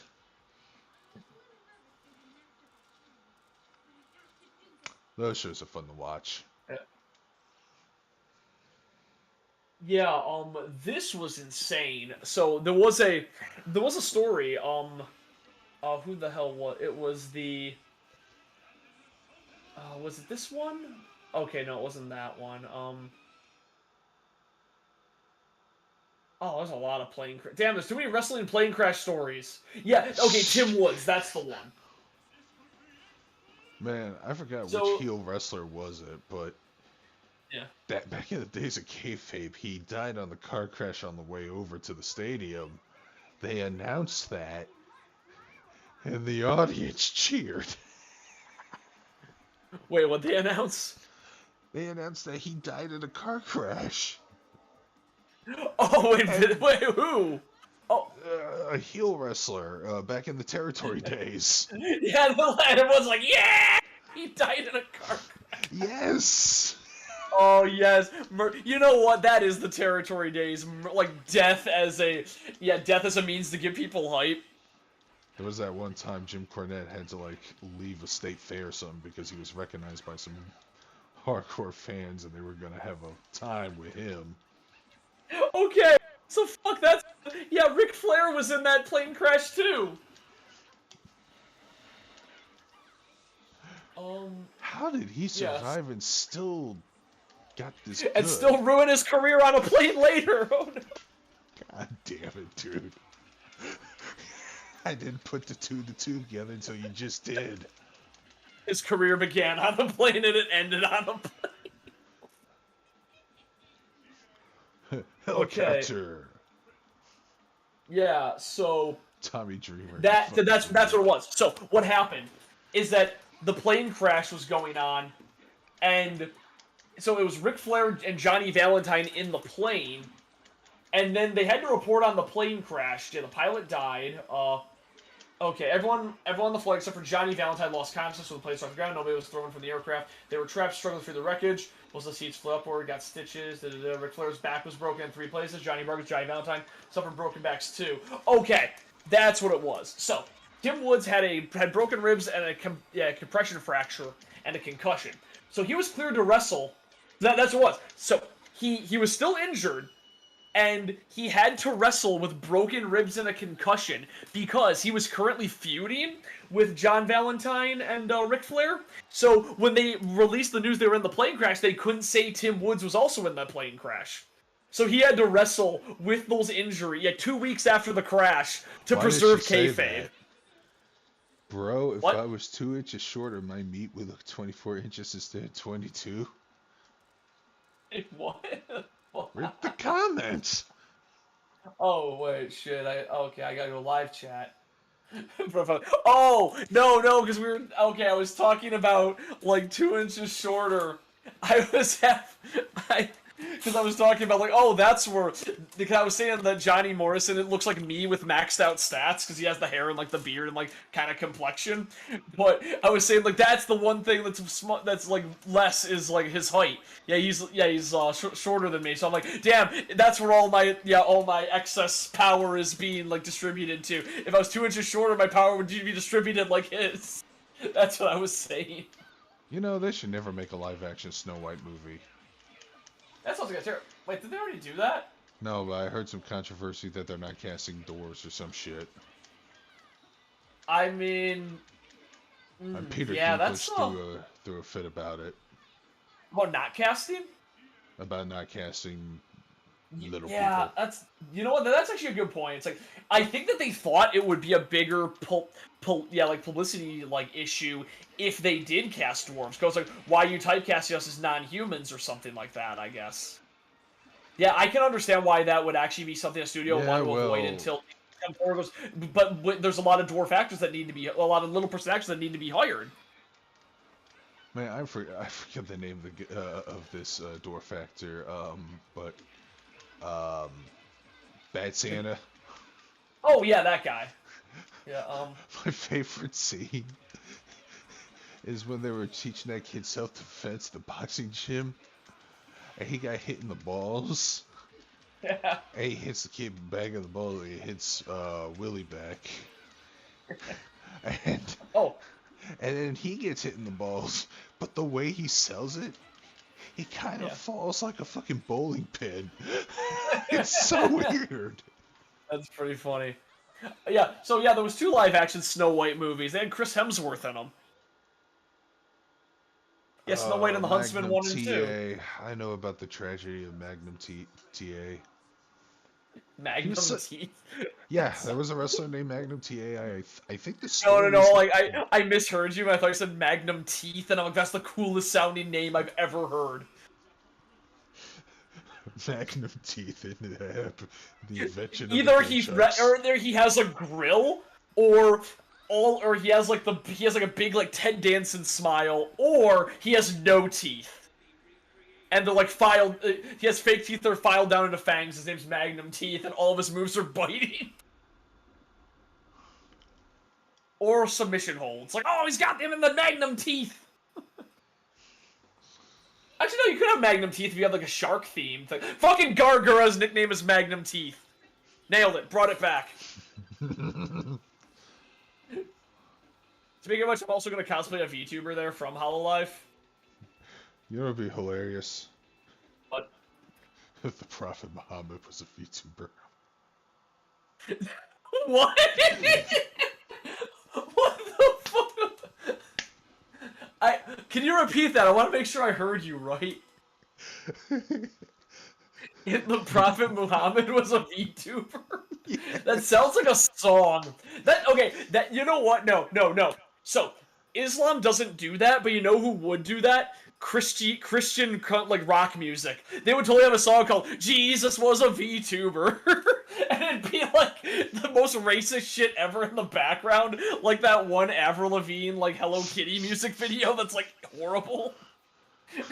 And it's like all these like badly drawn anime girls and then anime Jesus behind them singing about this is how Jesus can approach the kids, because you know what, VTubers reach a lot of people's lives. You know who else reached a lot of people's lives? Jesus was the original VTuber. And it's Jesus and a shark cat going ah.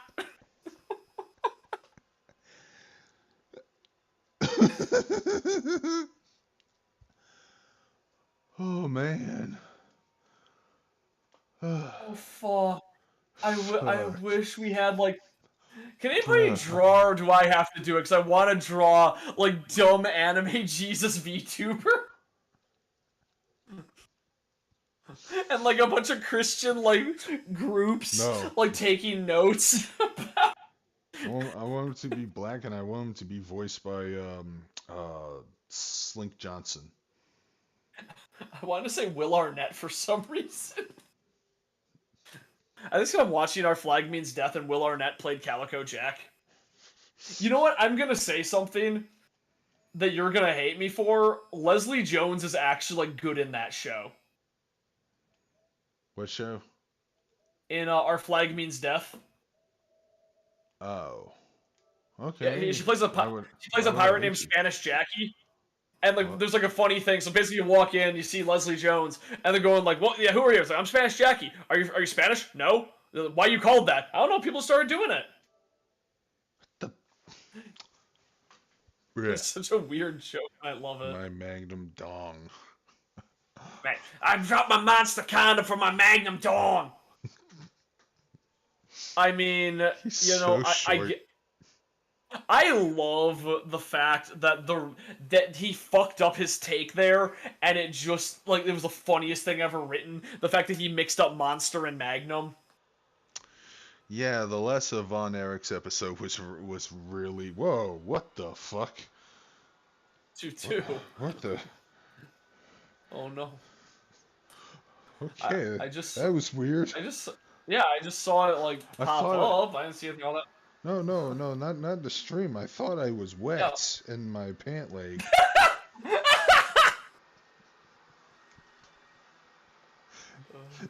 It felt like water droplets splatting all over there. In the VTuber, the VTubers for virginity. Oh yeah, so the VTuber I'm gonna cosplay is Calvin Morrison. Did you happen to see any clips from that or no? I should probably send you one because it's actually pretty cool. Sure. So for April Fool's Day, Calliope changed her Twitter to Calvin Morrison, and it was just a gender bent version of her that was a SoundCloud rapper because he couldn't get signed to anything. So he releases a mixtape with Bales, the rat girl, and it's all with the Lonely Island. Actually, it's pretty funny because it's just like rapping like he's a total loser, and like so Calliope's like putting out a voice changer to actually rap it like a guy. She actually like does the voice changer pretty well, which is funny. Like, cause a lot of times, like, really obvious. It's like, wow, hers actually sounds like really legit. Why is she so good at that? And so she does an entire stream as Calvin, and then the background you hear her struggling to breathe, and you just see like a tied up Calliope Mori in the background, and then he has a vote of free Callie or take over the channel. And then so they vote for Callie. It's like, yeah, listen, it's like I'm gonna have to get you back from Chelsea. Yeah, let's rap battle for it. And she rap battles herself, and it's absolute fire. It's really good. But yeah, I wanted to cosplay that gender bent version of Calliope. That looks like a b-boy with pink hair, and he gets really mad if you call him goth. Calliope. Oh yeah, she's outside the door. I know, that's what I'm saying. She's outside the door right now because I don't like her in this room because she climbs and scratches random stuff in the room. Those promise rings, oh no. I can't believe there's a cat that's a mayor in hell. In hell? Hell, Michigan. Yeah, I know, but it just sounded like I can't believe it's a cat mayor in literal hell. I love those towns that elect like a hacky sack mayor. Or yo, that one cat who like worked at the library. Do you remember that story? Oh, hold on. Julian just brought up an interesting idea after making that comment. What? I thought I actually found out how I can. If I just want to have a meeting at the Vatican, I know how to get weebs to love Christianity again. Is it VTuber Jesus? We turn Jesus into an anime girl. We make anime girl Jesus. One moment. There's a series. Let's make an anime adaptation of The Passion. Nope. I'm pretty sure somebody's gonna jerk off to an anime girl getting whipped until she's bleeding her skin off. Jesus Christ! Yep, that's her name. Okay. My brain goes dark places when I try to be funny. No. So that's legitimately a thing. In the dark stream chat again. That is Jesus and the reincarnation of I think it's Peter. But yeah, they have blonde, like, hot girl Jesus with the cleavage showing through her shirt. Looks like she's wearing her boyfriend's shirt that's like a little bit too big and unbuttoned. That's anime girl Jesus. She's the worst thing about that manga. Because that manga's fucking height. The Passion. Okay, wait. There's gotta be a pun in there somewhere. Passion of the Christ. Passion of the Christ. No, that'd be like the furry one if it was Uwu speak. The Passion. Do you know that Mount Vesuvius is spelled with supposed to be pronounced with a W? Yeah, fuck that. I'm glad that whole town was destroyed. Fuck you, weeb ass bitches. Mount Vesuvius is exploding. Mount Vesuvius is exploding. Whoa. We need the water for safety. Oh, I just turned into Teddy. Man. Every time I think about Persona 4, I get sad about Hi, I'm Daisy. Fleet Swallower. Oh, shit. My alias runs with Fleet Swallower. Oh, no. Oh, does that just mean like you swallow cum? Like, oh, all the seamen. Yeah, man. They're fleets. You haven't seen Panty Stocking? Yeah, that's true. That's a entire platoon. I was thinking about Panty and Stocking the other day. I'm like, man, I want to rewatch Panty and Stocking. What a great, like, a high-energy show. Such a good soundtrack. That soundtrack's a banger. I'm trying to think of really good anime soundtracks. Katana Gatari I defend all the time because it's so interesting. Welcome to the NHK. Saga.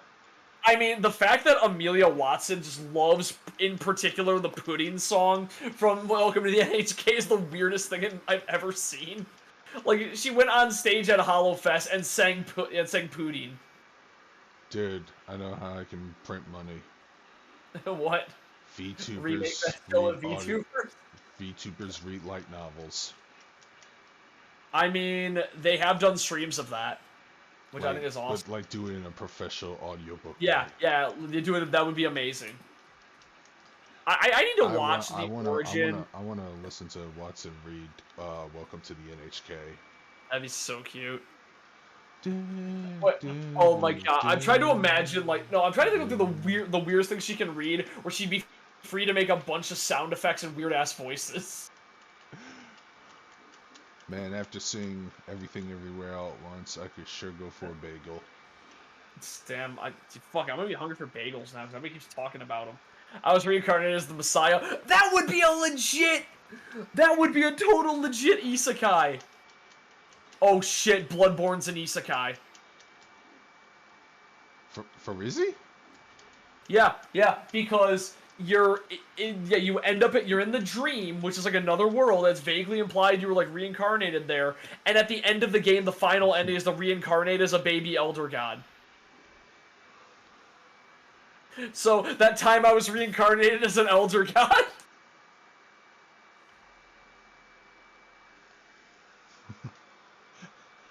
that time I got reincarnated as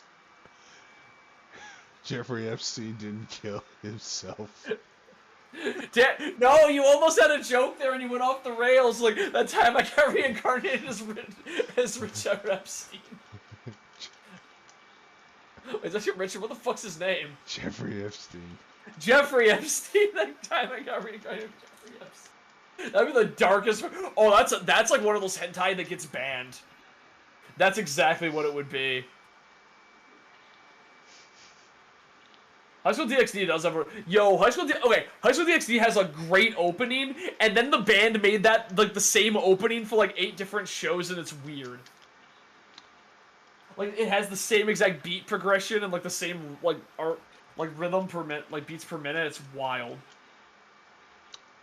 But yeah, No. Oh, High School DxD, shit! I was thinking High School of the Dead. Yeah, High School DxD has a pretty good soundtrack. Actually, wait, I don't remember any of the songs from it. Yeah, no, actually...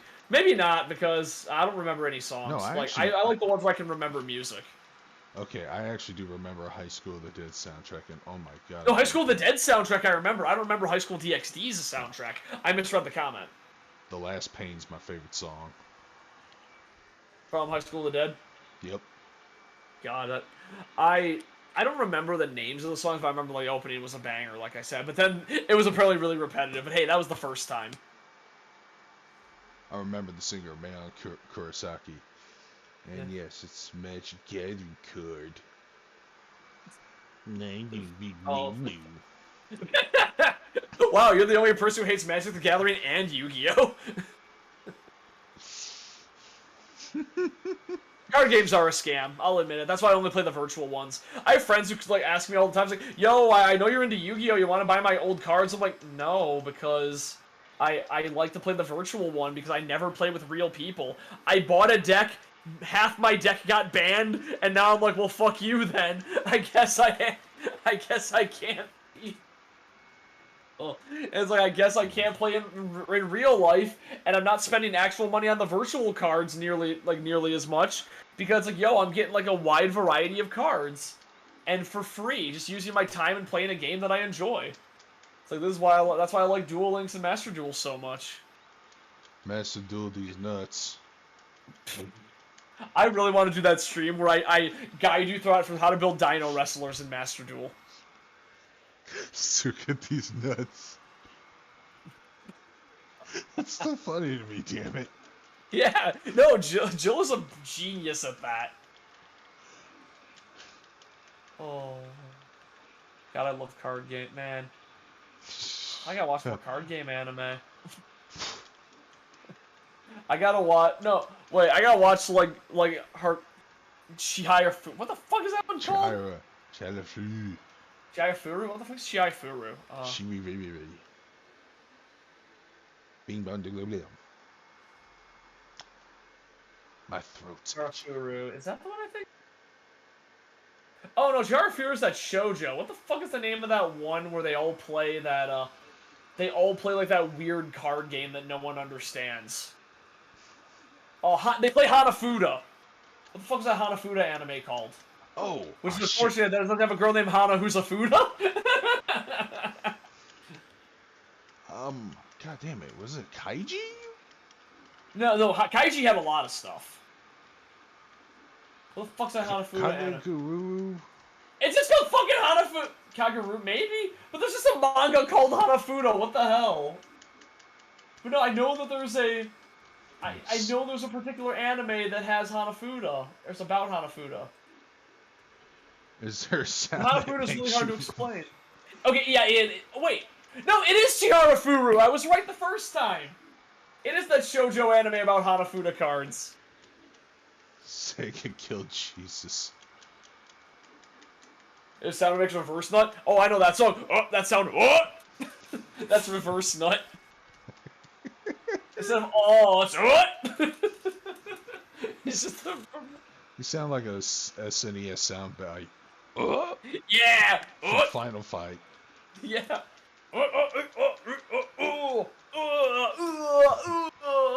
Oh god, Dude. me and my roommate, like, that was how we communicated, was making, like, hurt sounds from fighting games. Dude, I went down memory lane last good. week, and Oh, yes. and I saw Big L's response to Richard Kuda's fan-made Sonic film. And Oh, yeah! I think I love that video. the part where he shows the animatronics, the sounds aren't complete, but Sonic's making these stupid moans. Oh, no, wait. Oh. I think the funniest part of all of that was when it zooms in on the credits. It's like, yup, a producer, and I didn't do a fucking thing. So that I love that so much. Like, I've been telling Al for years he needs to put that on his resume. Yeah, I mean, former WCW World Heavyweight Champion David Arquette. I thought you were gonna say that Al was the former heavyweight champion of WCW. When did that happen? Man, WCW was trying a whole bunch of gimmicks to bring in a child who was probably... I think how much older he was than me when WCW was dying. When did WCW die? 2001. Okay, so that would be like, oh man, they're bringing in this fucking, like, they're bringing in this fucking, like, 14-year-old kid to fight in WCW as the champion now. Oh, Al Reddy, no, okay, that's just gonna be, it's like he's gonna live on wrestling history as the WCW champion. Yeah, we know Al in real life, he just doesn't talk about it, even though he's in the Wrestling Hall of Fame. As the second youngest champion. As Master. So mean, but I think he would appreciate that. He just looked like the big boss man with 40 pounds heavier. God, I would love if it was all a work and Mass Transit comes back, and then he can only be stopped by Zombie New Jack. I'm one of the boys, Daddy. I got my color. Oh God. Some guy on the YouTube made Eustace Bag from Courage the Cowardly Dog. It looks exactly like that. Sounds awesome. So there's a lot of good hammer weapons in the game. Oh, speaking of which, I know the weapon I'm going to use for the finale in Hulk Hogan. I know my endgame weapon now. There's a weapon that's a giant finger, so I can do the finger poke of doom. Oh my God. I can't wait to finger poke of doom the final boss.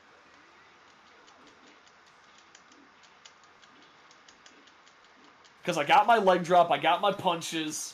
I want to get a, there's a move in the game that is like a frenzy ability, no, it's a madness ability, where you can like grab somebody like by the face with like a mandible claw, and then like it's basically a grapple, and it kills most things in like one hit. Or at least it'll paralyze them. So I want Hulk to have that, because it's also yellow. That's why I'm going Faith Strength build, because he has strength and he also believes in the Hulkamaniacs.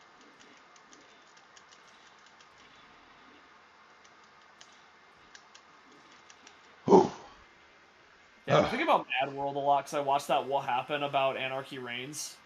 What happened? What happened? I haven't seen that episode yet, but what happened? Yeah. What happened? Oh, so Anarchy Reigns is like Platinum just failing really badly again, because they made Mad World, which I fucking love Mad World. I do too. And it didn't sell well, and then they worked on a deal with Sega to release several games on different platforms. My friends thought the game was retarded.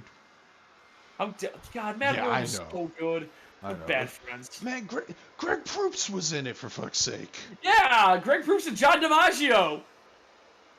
Now that's some commentary right there. Yeah, it's so good. What a weird pairing. I loved it. But yeah, they were on commentary. Like, it was such an interesting game. Like, I loved the gameplay was fun. Where it's like, oh man, brutalize this enemy as much as you can for big points. And you're so creative with it. So Mad World, they said, hey, we're gonna, we really like Mad World. Also, the soundtrack's a bomb. Also, the soundtrack of Anarchy Reigns is also a bomb. Holy shit, they're so good. One of my favorite video game soundtracks. Besides maybe Killer Instinct. Or Metal Gear Rising. But, so, you get to the... Oh. Sorry, I forgot what I was talking about. Anarchy Reigns. Anarchy Reigns. Yes. Oh man, I would have lost that. So Anarchy Reigns, like you get it, like they say you want to make a sequel to Mad World, and then they're like, okay, well, it's like the producer like want to do the black and white thing again. It's like, well, that's gonna be kind of hard to design around, and it's gonna be hard to advertise again. It's like, damn it, okay, well, we'll call it Mad World 2, and it'll be on the PlayStation and Xbox 3 and Xbox 360, and it's like, well, that's kind of bad because you have a sequel to a game on a different system that isn't like that's barely related to it, but is an implied sequel. And they have no way to market it. And then Japan, like, it comes out in Japan, gets delayed in the United States because Sega doesn't want to release it. And then it gets delayed badly and ends up competing. It ends up competing with Bayonetta, I think. Wait. Yeah, I think it ended up competing with Bayonetta. It was released, like, around the same time, so they made their games compete against one another. And then, like, Anarchy Reigns does terrible because the game was supposed to release worldwide at the same time so everybody could play online, but then it released in the States later after all the Japanese players dropped off, so there was nobody to play online with to experience most of the game. Damn. Yeah. Eustace got that shit dragging on the ground! Yeah, Eustace got that big dick energy. He getting his mallet. That's what he calls his penis. I know, damn it! Why did I make this a night where I make porn jokes for Courage the Cowardly Dog? People still play the game. That's crazy. Yeah, I think we'll be wrapping up soon. Or I don't know. Yeah, I didn't want to keep this going too long. Kage and his lack of mouth animation. Oh my god, I still can't keep checking these nuts. Muriel's thickiness gives the best top. She got the equipment. God damn it, Jillian. We really do need to wrap this up. Yeah, or else we're gonna go into the full Courage the Cowardly Dog, like, the Lemon fanfic. Alright. Wait, it's not like Lemon if it's gay? I don't remember. Whatever. I don't know. I'll catch you guys later. I don't know if I'm gonna do this next week or the week after. Because there's a Nicolas Cage movie I'm interested in now. Oh, shit. The Unbearable Weight of Massive Talent. It has Pedro Pascal in it. That one seems cool. Yeah, it came out in theaters, but I haven't seen any reviews yet. Shit. So. Well, I think tomorrow I might not do the Elden Ring stream, and I'll see Everything Everywhere all at once instead. You know what? That's a good idea because I'm telling you, man, that movie is. Okay. Oh. Yeah. A24 just. Yeah. Do they even have a bad tick on their resume, man? I'm going to tell you something that's going to make you really, really mad about A24, but it is the most, accurate but brutal takedowns I've ever seen. Where it was just like, I went to an A24 movie, the logo popped up and everyone clapped. A24 fans are the Marvel fans of cinema. The Marvel fans of indie cinema. Oh. It's like, god damn, I hate that you're right. But at the same time, at least A24's films separate from the fan base is interesting, so. Wait, I want the A24 cinematic universe. Oh yeah, Tommy Wiseau would be in it. Oh wait, what was he in? Shit. Disaster Artist. Yeah, Disaster. Oh shit, yeah, you're right. Yeah, let's see what the fucking A24 cinematic universe would be. Yo, we got the girl from Hereditary going ham. We got the Midsummer cultist dancing around. We got that sheep with the baby head.